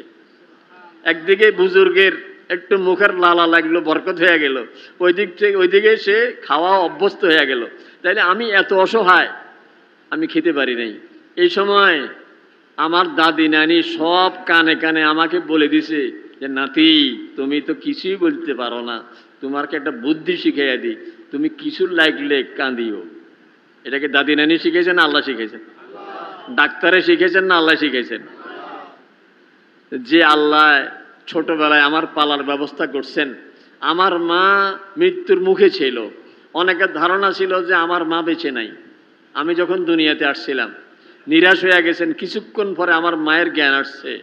জ্ঞান আসার পরে আমার মা কিছুই খোঁজে নাই, প্রথম খুঁজছে আমার বাবু কই। আমাকে কোলে পাওয়ার পরে মার সব ব্যথা 12 আনা যেন ভুলে গেছে মা। এই জন্য কোনো মায়ের সন্তান হওয়ার পরে যদি সন্তান মারা যায়, এই কথাটা মাকে সহজে বলে না, বলে যে এই তো আনতেছি, এই তো তুমি সুস্থ হও, এইটা সেটাকে তারা ভুলে রাখে। তাহলে এত কষ্টের পরেও আমার মা যে আমাকে খুঁজছেন, মায়ের অন্তরে ভালোবাসাটা দিয়েছেন কে? আমার নানি নিজের চোখে দেখেছেন আমার মায়ের কষ্ট। আমার নানি বলতে পারতেন যে এই নাতির দরকার নাই, যে নাতির কারণে আমার মেয়ে মরে যাচ্ছিল। কিন্তু আমার নানি আমার জন্মের 6 মাস আগ থেকে কাঁথা ছিলানো শুরু করছে প্রতিযোগিতা দিয়ে আমার দাদির সাথে। এই ভালোবাসাটা দাদি নানির মনে মধ্যে দিয়ে দিয়েছেন কে? ফজরের নামাজ ডেকে ডেকে বলে, বন্দা তুই ফজরটা কেন পড়লি না? দিনের ফজর তোর জিন্দগির ফজর ছিল, যে আল্লাহ তোকে এই পর্যন্ত আনছে। যদি সেদিন যদি আল্লাহ তোর দাদির মনে, নানির মনে, মায়ের মনে তোর প্রতি ঘৃণা দিয়ে দিত, তোর লাঠি মেরে ফেলে দিত। তুই তো এতটুকু আসতে পারতি না। তুই এখন দোকানদারের কারণে আল্লাহকে ভুলে গেছ। তুই দোকানদারি কিভাবে করতি, চাকরি কিভাবে করতি, তুই তো সেদিনই শেষ হয়ে যাতি। তুই ফজরের নামাজটা পড়। কথা বুঝে আসছে? ফজরের পরে জোহর দিনের যৌবন, রোদ কি তার তেজা, তেজ কত বেশি, 41.6। দেখছেন না কত ডিগ্রি, লেখেন এখন। গরমে কেউ বের হচ্ছে না, বাচ্চাদেরকে বলি যে ঘর থেকে বের হইও না, রোদের কি তেজ। আমার যৌবন, আমার কত তেজ, আমি বিদেশ চলে যাই, কোরিয়া যাই, সে আমেরিকা যাই, কানাডা যাই, বিয়ে করি, দোকানদারি করি, চাকরি করি, আমার কত তেজ। এই যে দুর্বল এই মানুষটা এখন কত সতেজ, আমি সারা দুনিয়া ঘুরে বেড়াই, এই শক্তিটা দিছেন কে? তো জোহর নামাজ বলে, বন্দা তোর এই শক্তি আমার দেওয়া, দিনের এই শক্তি, তোর শক্তির কথা তোকে মনে করাইয়া দেয়। আল্লাহর দেওয়া সেই যৌবনের শুকরিয়া আদায় করে জোহর নামাজটা পড়। আসরের সময় দিনের বার্ধক্য, আমার জীবনও বার্ধক্য আসবে। কোনো কোনো আপনার জানা মানুষ এরকম জোয়ানকালে তাকে কেউ দেখলে বলতে, ভাই এদিকে আসেন, আপনার কপালের সাথে কপাল লাগে, আপনি বাগিচ্ছা মানুষ, বলেন এরকম। আবার স্বাস্থ্য এত ভালো, কয় যে ভাই আপনি কোন দোকানের সদাই খান, বলেন এরকম। মানে উনি শারীরিকভাবে সুস্থ, উনি সর্বদিক থেকে সুখী, ছেলে মেয়েরা বিদেশ থেকে ওনাকে মাঝে মধ্যে হজ করাইতে নেয়, ওনাকে বিদেশ নিয়ে যায়, একটুখানি কাশি হইল সিঙ্গাপুর নিয়ে যায়, কত সুখী মানুষ। এই মানুষটা বুড়ো বয়সে বিবি মারা গেছে, বয়স তখন 95, আমার কাছে আসছে, আসি বলে, হুজুর আমার বিবি মারা গেছে আর আমার ছেলেরা আপনাকে নিয়ে জানাজা পড়াইছে, আমি বুঝি আমার ছেলেরা আপনাকে খুব শ্রদ্ধা করে, আমার ছেলে ঘরে একটু বলেন আমার একটা বিয়ে করে। আমার কাছে আসছে, বয়স কত? 95। আমি বললাম যে মুরব্বী, এই বয়স বিয়ে করার বয়স নয়, আপনি যদি তাবলিগ পছন্দ করেন তো তাবলিগে চলে যান, আর যদি তাবলিগ পছন্দ না করেন তো এলাকার কোনো নুরানি হেফজোখানা মাদ্রাসা সম দিয়েন, বাচ্চা পোলাপান যে পড়ে বসে থাকেন, কোরআন শরীফ পড়ে শুনবেন, সোয়াব হবে। নুরানি মাদ্রাসা যে বাচ্চারা পড়ে, শিখতে শিখতে উজু করার তরিকা, 2 রাকাত নামাজের 60টি মাসালা, এগুলি দেখতে দেখতে আপনার জিন্দেগি সুন্দর হয়ে যাবে। কয় না হুজুর আমার বউ লাগবো, আমি এখনো সক্ষম, আমি সকালবেলা এখনো 5 মাইল হাঁটি। আমি যতই বুঝাইলাম ওনাকে বুঝে নাই, বিয়ে করছে, কিন্তু দেখা গেছে পরবর্তীতে ছেলেরা ওনাকে ঘর থেকে বের করে দিয়েছে। ওই দুঃখ নিয়েও আমার কাছে আসছে। তো আমি ভাবলাম যে আসরের নামাজ আমাকে যেন ডেকে ডেকে বলে, বন্ধা তুই যখন বুড়া হবি, তুই কি জানস তুই কোন বিপদে পড়বি? তুই কি বুড়াতিকালে প্যারালাইসিস হইয়া 10 বছর ঘরে, নাকি বাচ্চা পোলাভানের কাছে, ছেলে মেয়েদের কাছে এমন অবস্থা যে ঘর থেকে তোকে বের করে দেয়? তুই আসরের নামাজটা ঠিক মতো পড়, তোর বার্ধক্যের সময় আল্লাহ তাআলা নিজ দায়িত্বে তোকে ইজ্জতের সাথে রাখবে। মাগরিব, সূর্য ডুবে যাচ্ছে, আমার জীবন সূর্য একসময় ডুবে যাবে, না জানি কোথায় মৌত হয়, হাসপাতালের বেডে, নাকি কোনো গায়ের নিচে পড়ি, নাকি পানিতে পড়ি, না আগুনে পড়ি, নাকি নিজের ঘরে ছেলে মেয়েদের বেষ্টনীর ভিতরে। আমার মৃত্যুর সময় আমার যেটা দরকার এটা চিন্তা কেউ করে না, সবাই আলোচনা করে ঢাকা নেওয়া দরকার, হাসপাতালে নেওয়া দরকার, ডাক্তার ডাকা দরকার। আমার চোখ খুলে দেখে আব্বু আমি আসছি, কারণ আমি যদি একটু চোখ খুলি তার দিকে তাকাই বা মাথা নাড়ি, সে সবাইয়ের কাছে বলবে যে আব্বু শেষ মুহূর্তে আমাকে চিনছে। আঙ্গুরের রসা নিয়ে আসছে, আমার মুখে একটু রসা দিচ্ছে, আমি যদি একটু ঢোক গেলি সে সবার কাছে বলবে যে আব্বু শেষ আমার হাতের আঙ্গুর রসা খেয়ে এরপরে দুনিয়া থেকে চলে গেছে। কিন্তু এই মুহূর্তে আমার আঙ্গুর রসা দরকার ছিল না, আমার কাউকে চেনার দরকার ছিল না। আমি এই মুহূর্তে এয়ারপোর্ট পার হচ্ছি, দুনিয়ার এক ধাপ পার হয়ে আমি এখন কবরে নামতেছি, এয়ারপোর্ট পার হচ্ছি না। এয়ারপোর্টে একজন বড় লোকের ছেলে অস্ট্রেলিয়ার স্কলারশিপ, কানাডার স্কলারশিপ পেয়েছে, আর ভিসা টিকিট সব হয়ে গেছে। বাড়িতে বাবায় বিশাল আয়োজন, ছেলে বিদেশ যাবে, অস্ট্রেলিয়া যাবে, কানাডা যাবে, আমেরিকা যাবে, অনেক বড় মেহমানদারির ব্যবস্থা। খাওয়া দাওয়া শেষে বললো যে ঢাকায় চলে যাবে এখন। তো বন্ধু বান্ধব বললো আমরা যাব, তো মাইক্রো 2টা ঠিক করছে, 2 মাইক্রো আসতেছে ঢাকায়। এয়ারপোর্টে ইমিগ্রেশনে ঢুকতেছে, এমন সময় গাড়ি থেকে নেমে বলতেছে আমার পাসপোর্ট টিকিট কই, কার কাছে? এখন একজনের মুখের দিকে একজনে তাকাচ্ছে, ওটা বাড়িতে রয়ে গেছে সেই লক্ষ্মীপুরে। এখন 2 ঘন্টা পরে ফ্লাইট, এটা কি আনা সম্ভব? তো বলবে যে কে বলছে তোদেরকে বাড়িতে খাওয়ার আয়োজন করতে, কে বলছে 2 মাইক্রো আমার সাথে আসতে, তোরা পাসপোর্ট আর টিকিটটা আমার হাতে দিয়ে দিতি, আমি এয়ারপোর্টে এসে সুন্দর বিদেশে চলে যেতাম। আমার এখন বিদেশের স্কলারশিপ শেষ, আমার জিন্দেগি বরবাদ। ঠিক মৌতের মুহূর্তে আমার পাসপোর্ট টিকিট দরকার। পাসপোর্ট টিকিট হলো আমাকে যদি মৃত্যুর মুহূর্তে একটুখানি কেউ মনে করাইয়া দেয়, লা ইলাহা ইল্লাল্লাহু মুহাম্মাদুর রাসূলুল্লাহ, এই কথাটা যদি আমাকে একটু কেউ মনে করাই দিতে পারে, আর এই কলেমা নিয়ে যদি আমি যাইতে পারি, তাহলে জান্নাতের পাসপোর্ট টিকিট আমার হাতে হয়ে গেছে। আমার কি অবস্থায়, আমি কি গায়ের নিচে, না আমি কি পানিতে, না আমি আগুনে, যেখানে থাকি আমার হাতে পাসপোর্ট টিকিট আছে, আমি মৃত্যুর সঙ্গে সঙ্গে আমি জান্নাতে ঢুকে যেতেছি। কিন্তু মৃত্যুর সময় কি অবস্থা হয় কাউ জানা নাই। এই জন্য মাগরিব ডেকে ডেকে বলে, আল্লাহর বান্দা মাগরিবের নামাজটা ঠিক মতো পড়, তোকে নিয়ে যে যে তামসা করে করুক, তোর চোখ টানক আর মুখ খোলক আর গায়ের নিচে পড়স, তুই যেখানে থাকস, আমি আল্লাহ আমার দায়িত্বে তোর ইমানের হেফাজতের দায়িত্ব আমি নিয়ে যাব। আমার মৃত্যুর পরে আমার আত্মীয় স্বজন সবার চোখ লাল, মেয়ে কাঁদে, ছেলে কাঁদে, বউরা কাঁদে, বিবি কাঁদে, মা কাঁদে, বোনেরা কাঁদে, সবার চোখ লাল। আমার ঘর থেকে কান্নার আওয়াজে আসে, কেউ এখান দিয়ে যেতে লাগলে থমকে দাঁড়ায়, মানুষের দিলও কাঁদি উঠে যে যেভাবে ওনার জন্য সবাই কাঁদতেছে। অবস্থা লাল নয়নি। ঠিক মাগরিবের পরে পশ্চিম আকাশ লাল। আমরা তো এখন পশ্চিম দিকে তাকাই না, আমরা মোবাইলে ঘড়িতে টাইম দেখি, এতটার সময় আসা রক্ত বস হয়ে গেছে। কিন্তু এক সময় তো পশ্চিম দিকে দেখতো। বাস্তবে সূর্য ডুবার পরে পশ্চিম আকাশ লাল থাকে, লালের পরে সাদা হয়, সাদার পরে কালো হয়, তখন এসা রক্ত হয়। যতক্ষণ আকাশ লাল থাকে এসা রক্ত হয় না, যতক্ষণ সাদা থাকে এসা রক্ত হয় না, যখন কালো হয়ে যাবে তখন এসা রক্ত হবে। ঠিক আপনার আর আমার মৃত্যুর পরে আমার বাইরের পরিস্থিতি লাল, সবাই কাঁদে। কিন্তু 4 দিনের যে খাওয়া জিয়াফত, এইটার পরে অবস্থা সাদা হয়ে গেছে। এখন আর ওরকম কান্নার আওয়াজ শোনা যায় না। মাঝে মধ্যে ছেলে বিদেশ থেকে আসে, জামাই আসে, আসি কবরের পাশে দাঁড়ায়, চোখের পানি ফেলে অথবা ফেলে না, একটু দোয়া করে। কিন্তু 100 বছর পরে, 200 বছর পরে আমি কোন কবরে, এইটা দুনিয়াবাসী জানবেও না।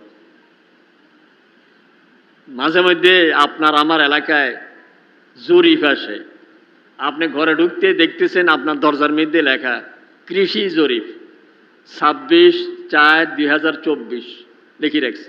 আপনি বুঝছেন যে ওরা এসে জিজ্ঞেস করে গেছে যে আপনাদের জায়গা জমি কি আছে, বাসা বাড়িতে কদ্দূর, বাগান বাড়ি কদ্দূর, ক্ষেত খামারে কদ্দূর।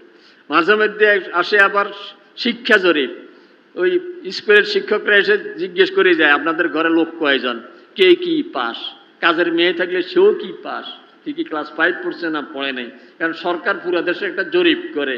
মাঝে মধ্যে আসে আদমশুমারি, তারা গণে যায় এই ঘরের লোকগুলো কে কোন বয়সের, ভোটার কে, ভোটার নয় কে, আছেন এরকম। কিন্তু আমি বলি যদি কোনোদিন এরকম দেখতেন, ঘরের দরজাতে লেখা কবর শুমারি, আদমশুমারি দেখছেন, কৃষি জরিপ দেখছেন, শিক্ষা জরিপ দেখছেন, কেউ যদি এরকম একটা জরিপ করতো, এক বাড়িতে ঢুকি বলতেন যে ভাই মুরব্বীকে আপনাদের বাড়ির কেউ ডাকেন, ডাকি বলতে যে আপনাদের কবরস্থান কই, বলে তো এইটাই কবরস্থান, বলে আমার সাথে আসেন। এই কবরস্থানের প্রথম কার কবর বলেন? তো বলবে যে আমার দাদার কবর এখানে প্রথম। কোন সনে? উনি 1920 সনে মারা গেছেন বা 1930 সনে মারা গেছেন। তো বলবেন যে এর আগের কবর কই?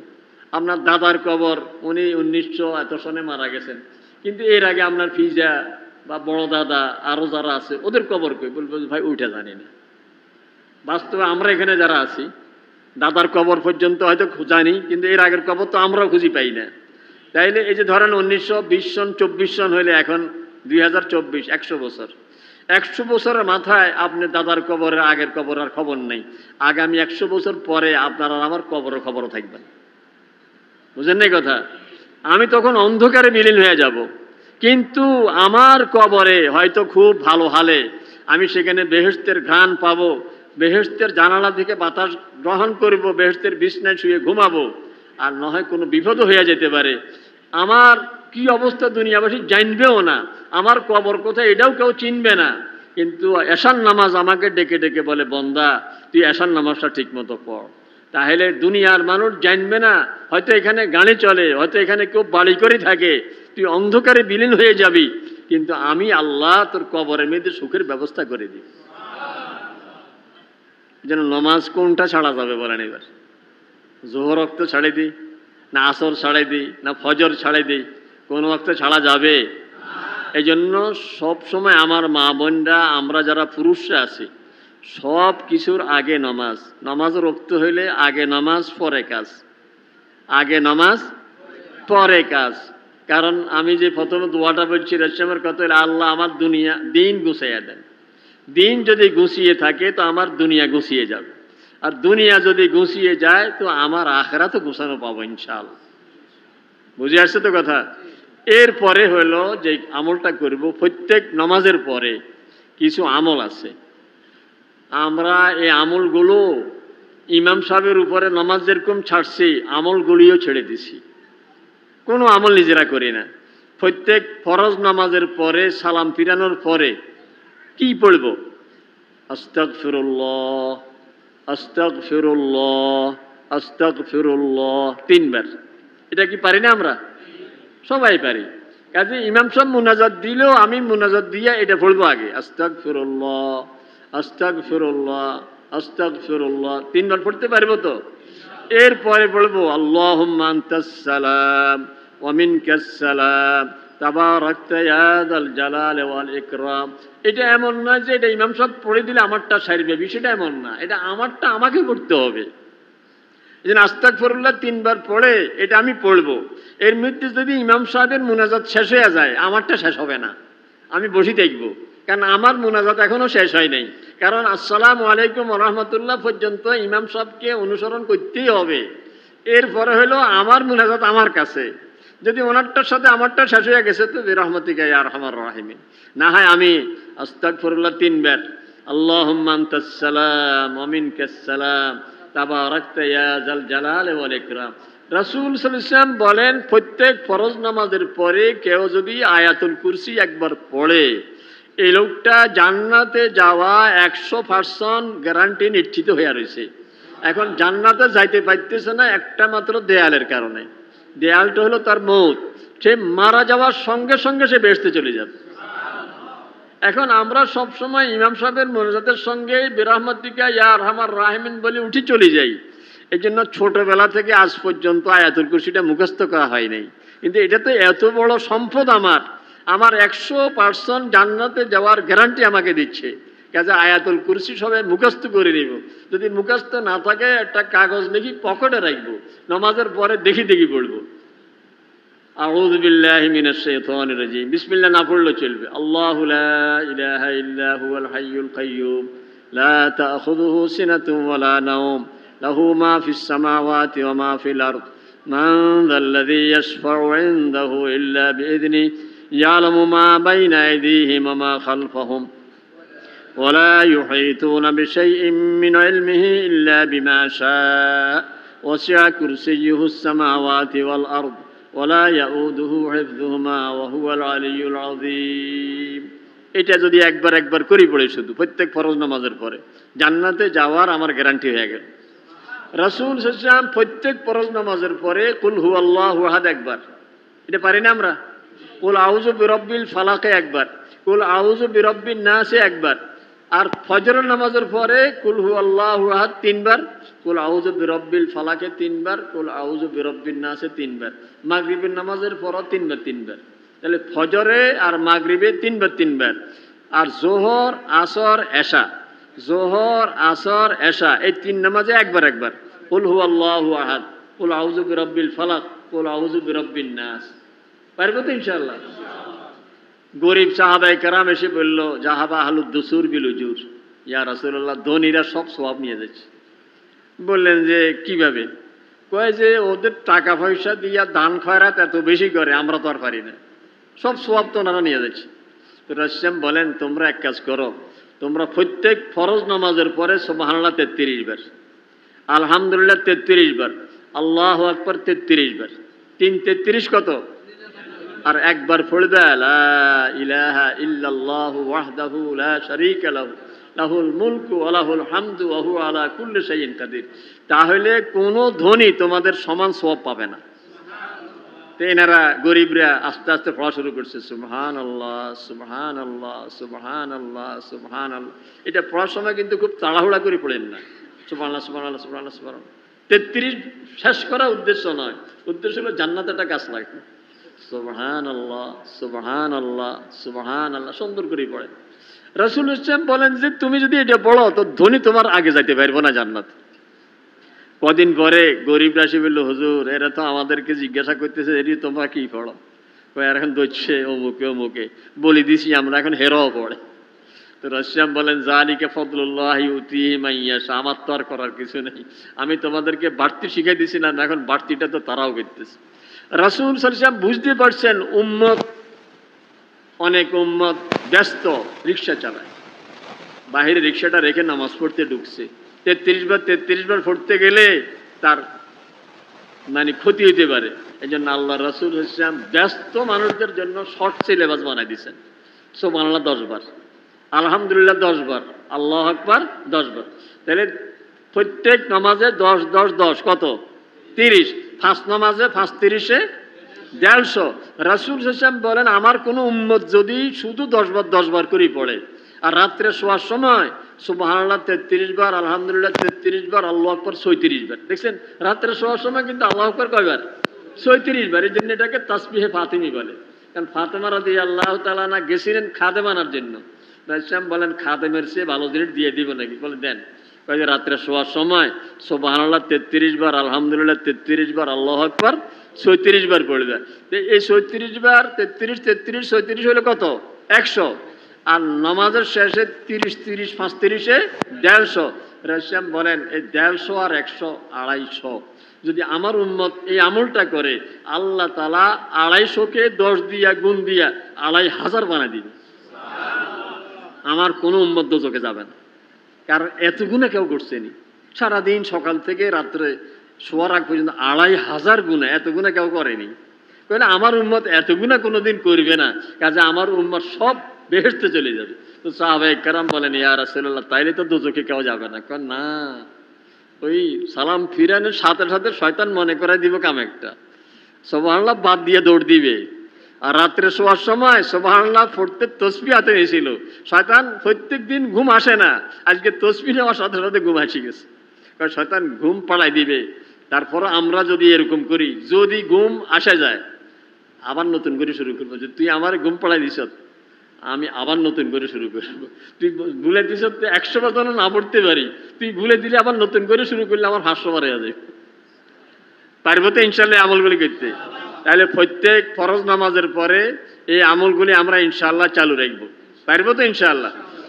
আর রাত্রে শোয়ার সময় যদি আয়াতুল কুরসি পড়ি, আর সাথে রাত্রে কুল ইয়া আইয়ুহাল কাফিরুন যোগ করতে হবে। রাত্রে হবে 4 কুল, কুল ইয়া আইয়ুহাল কাফিরুন, কুল হুয়াল্লাহু আহাদ, কুল আউযু বিরাব্বিল ফালাক, কুল আউযু বিরাব্বিন নাস।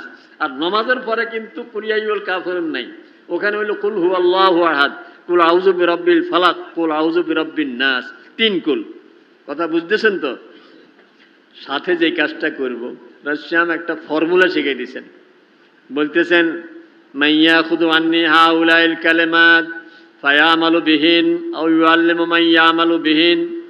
বলে যে এখন আমি কয়টা কথা বলবো, এই কয়টা কথার উপরে আমল করতে পারবে কে? আমলওয়ালাদেরকে শিখাইতে পারবে কে? হযরত আবু হুরায়রা রাদিয়াল্লাহু তাআলা আনহু বলেন ফাকুলতু আনা ইয়া রাসূলুল্লাহ, হুজুর আমি পারবো ইনশাআল্লাহ। ফাখাযা বিয়াদি, রাসূল আমার হাত ধরছেন। ফাআদ্দাহুন্না খামসা, হাত ধরে গনি গনি কথা 5টা বলছেন। 1 নম্বর বললেন আবু হুরায়রা শোনো, ইত্তাকিল মাহারিমা তাকুনা আবাদান নাস। আবু হুরায়রা শোনো, 1 নম্বর হলো গুনাহ করো না। কি করব না? গুনাহ করব না। তাহলে তুমি সবচেয়ে বড় আল্লাহওয়ালা হয়ে যেতে পারবে। কারণ নেকের পাল্লা, বদের পাল্লা, গুনার পাল্লা। তো গুনার পাল্লা খালি, কিচ্ছু নেই। নেকের পাল্লাতে সুবহানাল্লাহ দিলে তো কেটে যাবে। বুঝেন না কথা? তো রাসূল বলতেছেন গুনার পাল্লাটা খালি রাখো, নেক যদ্দুর পারো করো, তাইলে তুমি সবচেয়ে বড় আল্লাহওয়ালা হয়ে যাবে। এখন গুনাহ কাকে বলে? রাসূল ব্যাখ্যা দিয়েছেন, গুনাহ হলো মা হা কাফি নাফসিক ও কারাহতা ইয়াত্তালি আলাইহিন নাস। তো গুনাহ হইল, আপনি গায়ের পিছনে লেখা আছে পৃথিবীর সবচেয়ে বড় আদালত কি? মানুষের বিবেক। লেখা আছে না? পৃথিবীর সবচেয়ে বড় আদালত মানুষের।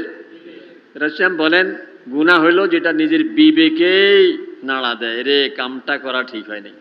একজনে আমাকে ফোন দিয়ে বলতেছে, হুজুর বাজার থেকে কই মাছ আনছিলাম। কই মাছ ছিলেন তো, তাজা, এগুলি লাফায়।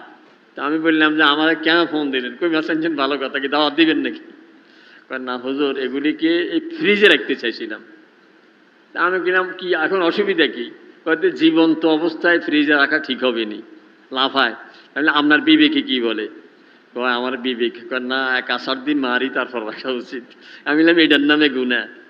বিবেকে বলে জীবিত অবস্থায় এভাবে রাখাটা ঠিক না, বুঝেন নাই?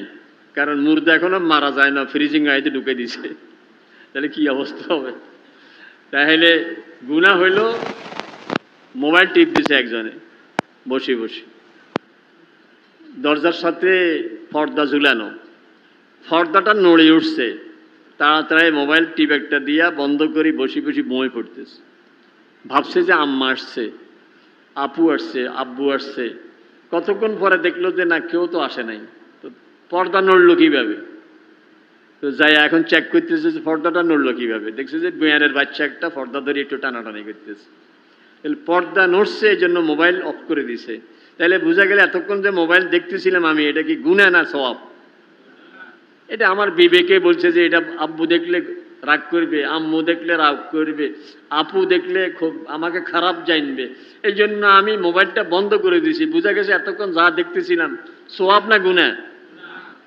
রাসূল বলেন যেটা তোমার বিবেকে নাড়া দেয়। আর ওয়াকারিহতা ইয়াত্তালি আলাইহিন নাস, এবং তুমি কেউ জানুক এটা পছন্দ করো না, এটার নামই হলো গুনাহ।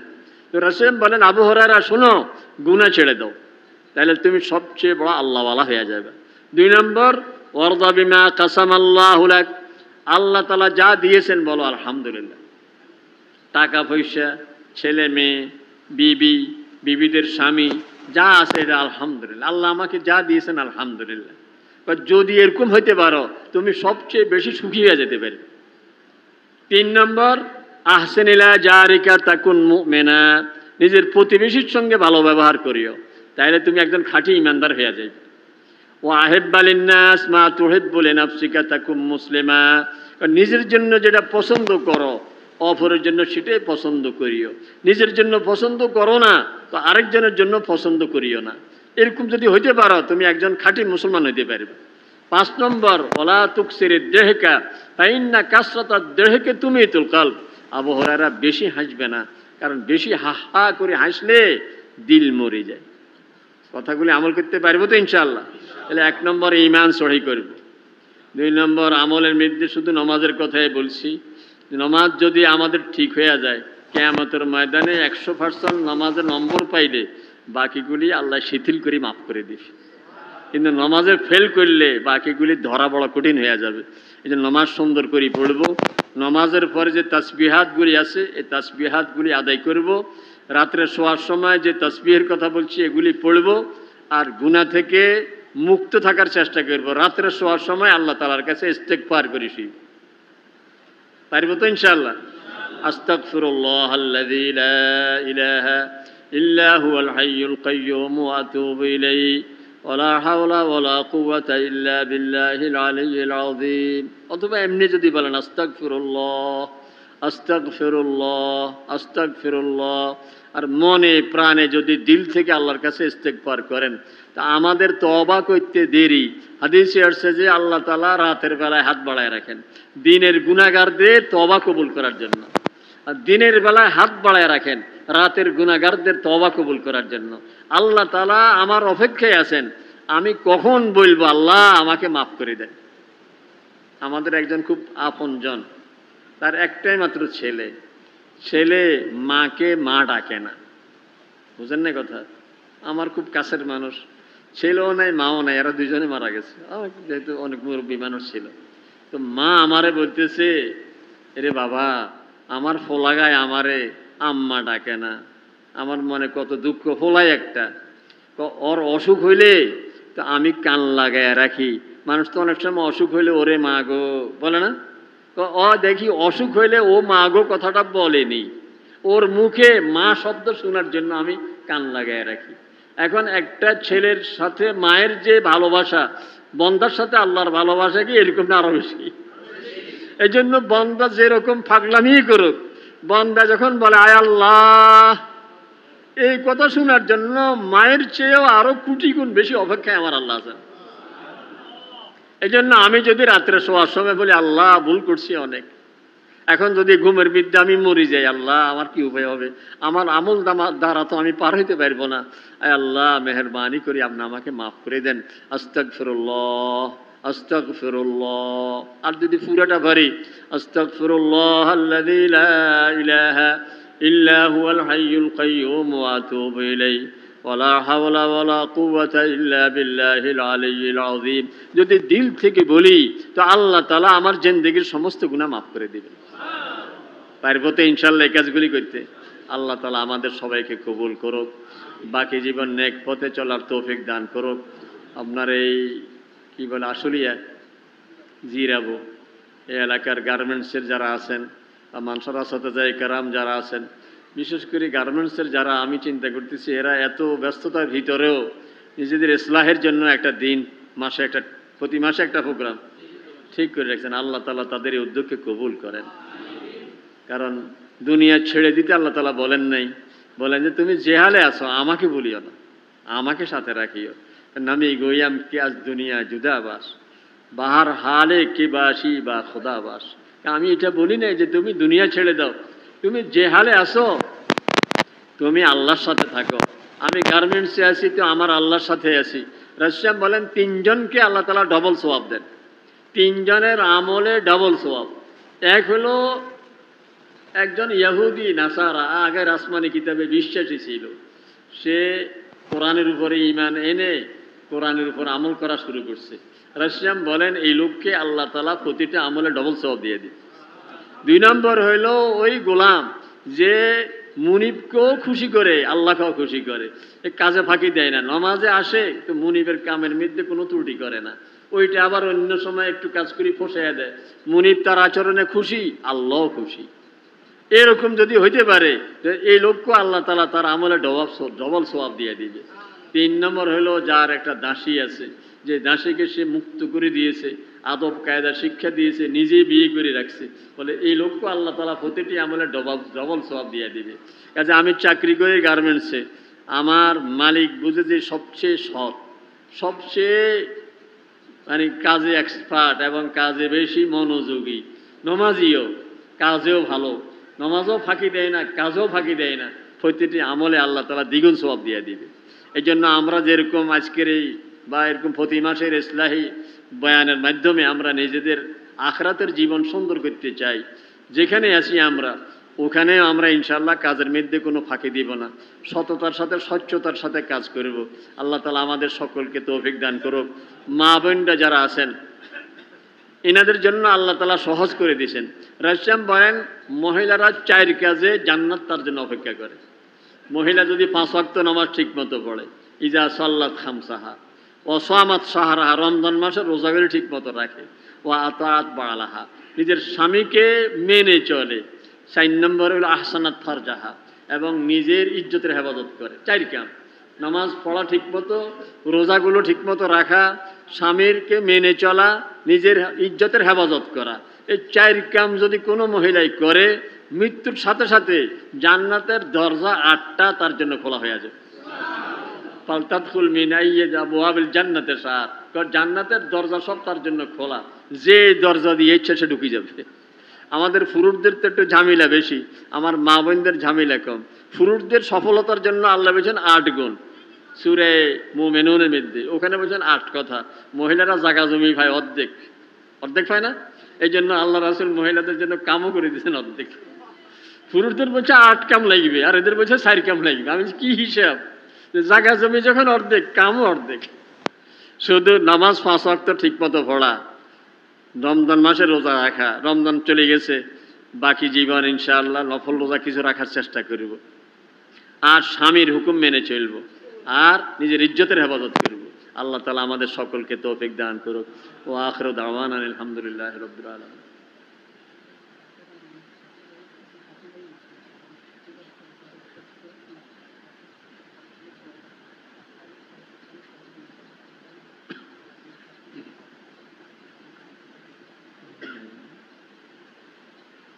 আল্লাহ তাআলা এই কাফেলাকে কবুল করুক, বড় ভালো উদ্যোগ। আমি কোন মাসে, জানুয়ারিতে আসার প্রোগ্রাম ছিল নাকি আমার? কোন সময় প্রোগ্রাম ছিল আসার? না, আমার আসার একটা প্রোগ্রাম ছিল তো এখানে অক্টোবরে। ওদিন আমাদের লক্ষ্মীপুর সহ ওই অঞ্চলে খুব ঝড় ছিল। ঝড়ে সমস্যা হয় না, আমি একবারে ব্যাগ ট্যাগ সব নিয়েই মসজিদে গেছি। কিন্তু আমার যে ড্রাইভার ছিল ওদিন, সে এই যে ঘুমাইছে মোবাইল বন্ধ করি, সে 3টার সময় ঘুম থেকে উঠছে, তারে খুঁজেই পাইনি আমি। 3টা বেজে গেছে, এখন তো রওনা দিয়ে আর কিছু করতে পারবো না, শেষ পর্যন্ত আসা হয়নি। তো আল্লাহ তাআলা আপনাদের এই কাফেলার প্রোগ্রামকে কবুল করুক এবং এটা মানে বাকি জীবন ধরে রাখার আল্লাহ তাআলা তৌফিক দান করুক। এটার সব কিছুর মধ্যে আল্লাহ তাআলা যেন স্বচ্ছতা দান করে। যারা এই কাজ করবেন যেন ইখলাসের সাথে করার আল্লাহ তাআলা তৌফিক দান করে। মানে ইখলাসের সাথে যেই কাজ, এই কাজ স্থায়ী হবে এবং এই কাজের মধ্যে আল্লাহ তাআলার পক্ষ থেকে বরকত হয়ে যাবে। আল্লাহ তাআলা সকলকে কবুল করুন। আমি তালিকা দেখছি যাদেরকে আপনারা দাওয়াত করছেন আগামী মাসগুলোতে, মাশাআল্লাহ সবাই আমার চেয়ে অত্যন্ত দামি মানুষ। বড় দামি মানুষকে আপনারা এখানে দাওয়াত দিয়ে নিয়ে আসেন। আমাকেও আপনারা পছন্দ করছেন, এখানে আসছি আপনাদের সাথে। ওই যে ইবনে তাইমিয়া রহমতুল্লাহ, ইমাম আহমদ ইবনে হাম্বল রহমতুল্লাহ, ইমাম আহমদ ইবনে হাম্বল উনি বলছিলেন কয় যে হাসরের ময়দানে যদি আমাকে খুঁজি না পাও, একটু খুঁজি নিও, একটু খুঁজে নিও। ছাত্রদেরকে বলছিলেন যে আমাকে একটু খুঁজে নিও, যদি আমাকে খুঁজে না পাও। তো হাসরের ময়দানে আপনারা জান্নাতে যাওয়ার সময় আমাকে একটু খুঁজে নিয়ে, কারণ এই কাফেলা আপনাদের আশা করি এটা জান্নাতি কাফেলা। কিসের কাফেলা? আমরা কই যেতে চাই? জান্নাতে যেতে চাই। এই কাফেলা দিয়ে কি আমরা আন্দোলন করি শ্রমিকদের অধিকার আদায় করব, না আমরা জান্নাত যেতে চাই? জান্নাতে যেতে চাই। এই জান্নাতি কাফেলাতে যারা আছেন আল্লাহ তাআলা যেন সকলকেই নেক আমলে অগ্রসর হওয়ার তৌফিক দান করেন এবং যার যে গুনাহ আছে আল্লাহ তাআলা যেন সব গুনাহগুলি ছেড়ে দেওয়ার তৌফিক দান করে। অনেক গুনাহ যেটা আমি জানি আর আমার আল্লাহ জানে, কেউ জানে না দুনিয়ার, ওগুলি যেন আল্লাহ তাআলা ছেড়ে দেওয়ার তৌফিক দান করেন। আর একটা কথা বলে, অনেক সময় আমরা কারো গীবত করে থাকি। যদি যার গীবত করছি উনি জানেন নাই মোটেও, উনি মোটেও জানেন নাই আমি যে ওনার গীবত করছি, আপনার কাছে বলছি এটা লোকের কথা, ওই লোকটা মোটেও জানে নাই। আমি যদি এখন গিয়া ওই লোকেরে বলি যে ভাই আমি এই এপ্রিল মাসের 26 তারিখে আসলেই আপনার কথা এরকম বলি এসেছিলাম, ওই লোকটা মনে কষ্ট পাবে না? এই জন্য কোনোভাবেই তাকে বলার দরকার নাই, বরং বলে ফেলছি আল্লাহ তাআলার কাছে বলবো, আল্লাহ আমি তো অমুকের বিরুদ্ধে কিছু কথা বলে ফেলছি, সে শুনেও নাই, আয় আল্লাহ আপনি তারও মাফ করেন, আমাকেও মাফ করেন। কথা বুঝে আসছে? তাহলে গীবত মাফ চাওয়ার ধরনটা বুঝতেছেন তো?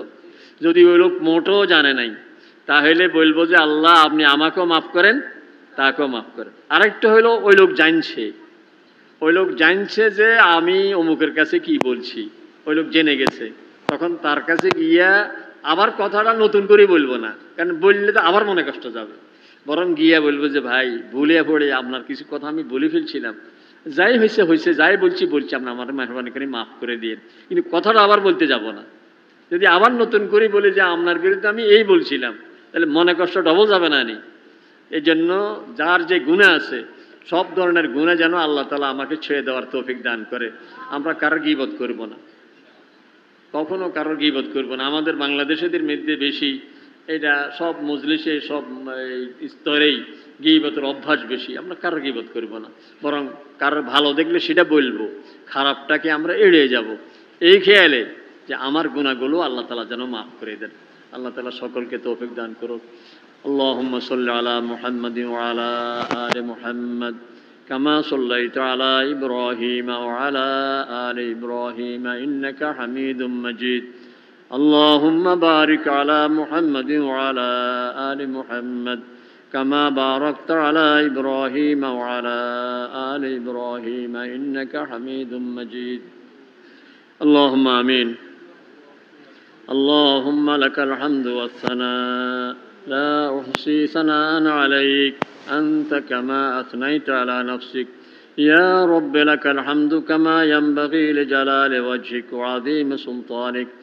ربنا ظلمنا أنفسنا وإن لم تغفر لنا وترحمنا لنكونن من الخاسرين.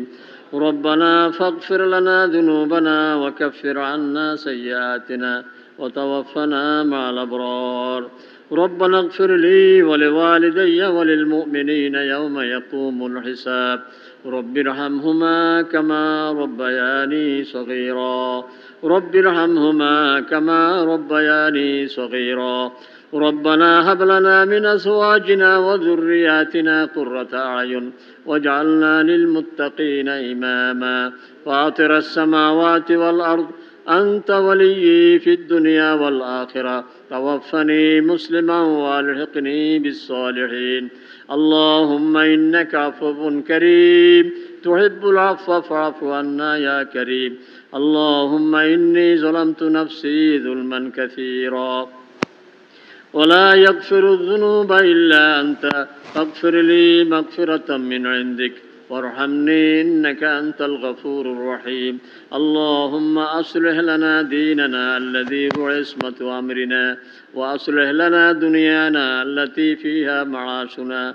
وأصلح لنا آخرتنا التي إليها معادنا واجعل الحياة زيادة لنا في كل خير واجعل الموت راحة لنا من كل شر اللهم اقسم لنا من خشيتك ما تحول به بيننا وبين معصيتك ومن طاعتك ما تبلغنا به جنتك ومن اليقين ما تهون به علينا مصائب الدنيا اللهم لا تجعل الدنيا أكبر همنا ولا مبلغ علمنا মাওলা মেহেরবানি করে আমাদের গুনাহ খাতাগুলো মাফ করে দেন মাওলা আমরা গুনাহগার আপনার দরবারে হাত তুলেছি মাওলা আপনি ছাড়া আমাদের গুনাহ মাফ করার আর কেউ নাই আমরা আপনি ছাড়া কাউকে কোনোদিন মাবুদ স্বীকার করি নাই মাওলা আপনার প্রতি ভালোবাসাতে আমাদের কোনো ঘাটতি নেই আপনার হাবিব সাল্লাল্লাহু আলাইহি ওয়াসাল্লামের প্রতি ভালোবাসাতে আমাদের কোনো ঘাটতি নেই মাওলা তারপরেও নফসের ধোঁকায় শয়তানের ধোঁকায় গুনাহ করে ফেলেছি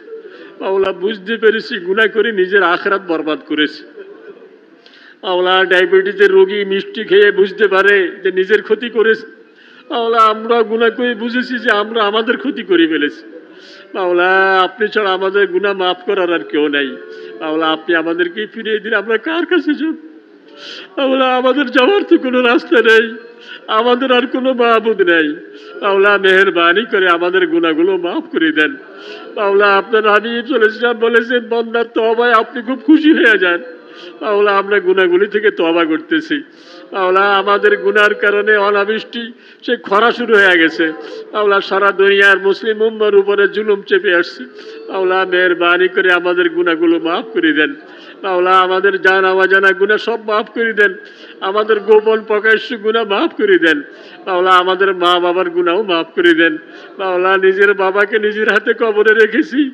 মাকে নিজের হাতে কবরে রেখেছি সেই দৃশ্য চোখের সামনে এখনো ভাসতেছে কিন্তু কবরে রাখার পর থেকে আজ পর্যন্ত কোনো খবর নিতে পারি নাই মাওলা একটাই ভরসা আপনি বড় করিম ও রহিম তাদের কবরগুলোকে জান্নাতের বাগান বানিয়ে দেন তাদের নেক আমলগুলোকে কবরের সাথী বানিয়ে দেন মাওলা আপনার হাবিব সাল্লাল্লাহু আলাইহি ওয়াসাল্লাম বলেছেন মৃত্যুর পরে তিনটা আমল কাজে আসে সন্তানের দোয়া মা বাবার কাজে আসে তাহলে এই মুহূর্তে আমাদের দোয়ার খবর মা বাবার কবরে পৌঁছে দেন তাদের কবরগুলোকে জান্নাতের বাগান বানিয়ে দেন মাওলা আমাদের সন্তানদের জন্য তাদের জন্মের পর থেকে যতগুলি নেক দোয়া করেছি মাওলা দোয়াগুলো কবুল করে দেন মাওলা তাদের সকল নেক হাজাত পুরা করে দেন আসমানি জমিনি বলা মুসিবত থেকে হেফাজত করেন অসুস্থদেরকে পরিপূর্ণ সুস্থতা দান করেন মাওলা আমাদের আওলাদদের মধ্যে যারা অসুস্থ আছে তাদেরকে পরিপূর্ণ সুস্থতা দান করেন মাওলা আজকের এই মজলির যে কাফেলার আয়োজনে মাওলা এই নেককার এই কাফেলাকে আপনি কবুল করেন মাওলা কিয়ামত পর্যন্ত তাদের এই প্রোগ্রামকে চালু রাখেন মাওলা কাল কিয়ামতের ময়দানে জান্নাতি কাফেলাতে দাঁড়ানোর তৌফিক দান করেন আম্বিয়া কেরামের কাফেলাতে দাঁড়ানোর তৌফিক দান করেন মাওলা মুখলিসিন মুসলিহিনের কাফেলাতে দাঁড়ানোর তৌফিক দান করেন মাওলা এই কাফেলার সকল কার্যক্রমকে কবুল করেন মাওলা এই এলাকার যে সমস্ত মানুষ এই কাফেলার সাথে শরীক হয়েছেন যারা শরীক হননি সবাইকে মাফ করে দেন মাওলা আমার মা বোনরা এখানে এসেছেন গুনাহ মাফের উদ্দেশ্যে মাওলা জান্নাতের সহজ রাস্তা পাওয়ার উদ্দেশ্যে মাওলা আমাদের সবাইকে জাহান্নাম থেকে বাঁচিয়ে দেন মাওলা পিছনের জীবনের চেয়ে সামনের জীবনে অধিক নেক আমলের তৌফিক দান করেন এবং সামনের জীবনে অধিক সুখ শান্তি দান করেন মাওলা আমরা গুনাহ করে ফেলেছি মাওলা আমরা তওবা করতেছি। আল্লাহুম্মা ইন্না নাস্তাগফিরুকা ওয়া নাতুবু ইলাইক। আল্লাহুম্মা ইন্না নাস্তাগফিরুকা ওয়া নাতুবু ইলাইক। আল্লাহুম্মা ইন্না নাস্তাগফিরুকা ওয়া নাতুবু ইলাইক। মাওলা মেহেরবানি করে আমাদের তওবা কবুল করেন, আমাদের গুনাহগুলো মাফ করে দেন, বাকি জীবন নেক পথে চলার তৌফিক দান করেন, জাহান্নামের পথ থেকে দূরে সরে থাকার তৌফিক দান করেন। মাওলা আমাদের বাকি জীবন নামাজগুলি আউয়াল ওয়াক্তে পড়ার তৌফিক দান করেন, সমস্ত গুনাহ বর্জন করার তৌফিক দান করেন, আমাদের আখলাক সুন্দর রাখার তৌফিক দান করেন, আমাদের ঘর সংসারগুলির মধ্যে রহমত বরকত দিয়ে দেন। মাওলা আমাদের যত রকমের অভাব অনটন আছে আপনি হাজাত সব পুরা করে দেন। যারা অসুস্থ আছে পরিপূর্ণ সুস্থতা দান করেন। মাওলা এলাকার যে সমস্ত আমাদের আত্মীয় স্বজন মুরব্বিয়ান যারা কবরে চলে গেছেন সবাইকে আপনি মাফ করে দেন। যারা অসুস্থ আছেন পরিপূর্ণ সুস্থতা দান করেন। মাওলা সকলের জিন্দেগি বরকত ওয়ালা জিন্দেগি বানিয়ে দেন। মাওলা আমাদের ছেলে মেয়ে নিয়ে যত পেরেশানি আছে, যে সমস্ত সন্তানদের মেধা কম মেধা বাড়িয়ে দেন, লেখাপড়ায় মনোযোগ কম মনোযোগ বাড়িয়ে দেন, বিবাহের উপযুক্ত ছেলে মেয়ে নিয়ে পেরেশানি আছে তাদের বিয়ে সহজ করে দেন, চাকরি নিয়ে সমস্যায় আছে তাদের চাকরি সহজ করে দেন, বিদেশে আছে সন্তান যাদের তাদের বিদেশের জীবনকে সুখময় জীবন বানিয়ে দেন। মাওলা মেহেরবানি করে আমাদের দোয়া কবুল করেন। মাওলা আমাদের সকল হাজাত আপনার জানা আছে। মাওলা অনেক কথা আমাদের মনে আসতেছে না, মাওলা সকল হাজাত আপনি পুরা করিয়ে দেন। পিছনের জীবনের চেয়ে সামনের জীবন আমাদের অধিক নেক পথে চলার তৌফিক দান করেন। মাওলা আজকের এই মজলিসকে কবুল করেন। মজলিসের শুরু থেকে যারা আছেন এই পর্যন্ত সবাইকে মাফ করেন, যারা ওজরের কারণে চলে গেছে তাদেরকেও মাফ করেন। মাওলা বাকি জীবন আরো সুন্দর মজলিস করার তৌফিক দান করেন। মাওলা মেহেরবানি করে আমাদের দোয়া কবুল করেন। ওয়া সাল্লাল্লাহু তাআলা আলা খায়রি খালকিহি সাইয়্যিদিনা মুহাম্মাদিন ওয়া আলা আলিহি ওয়া আসহাবিহি আজমাইন। সুবহান রাব্বিকা রাব্বিল ইজ্জাতি আম্মা ইয়াসিফুন ওয়া সালামুন আলাল মুরসালিন ওয়া সালামুন আলাল মুরসালিন ওয়ালহামদুলিল্লাহি রাব্বিল আলামিন। আমিন বিরহমাতিকা ইয়া আরহামার রাহিমিন।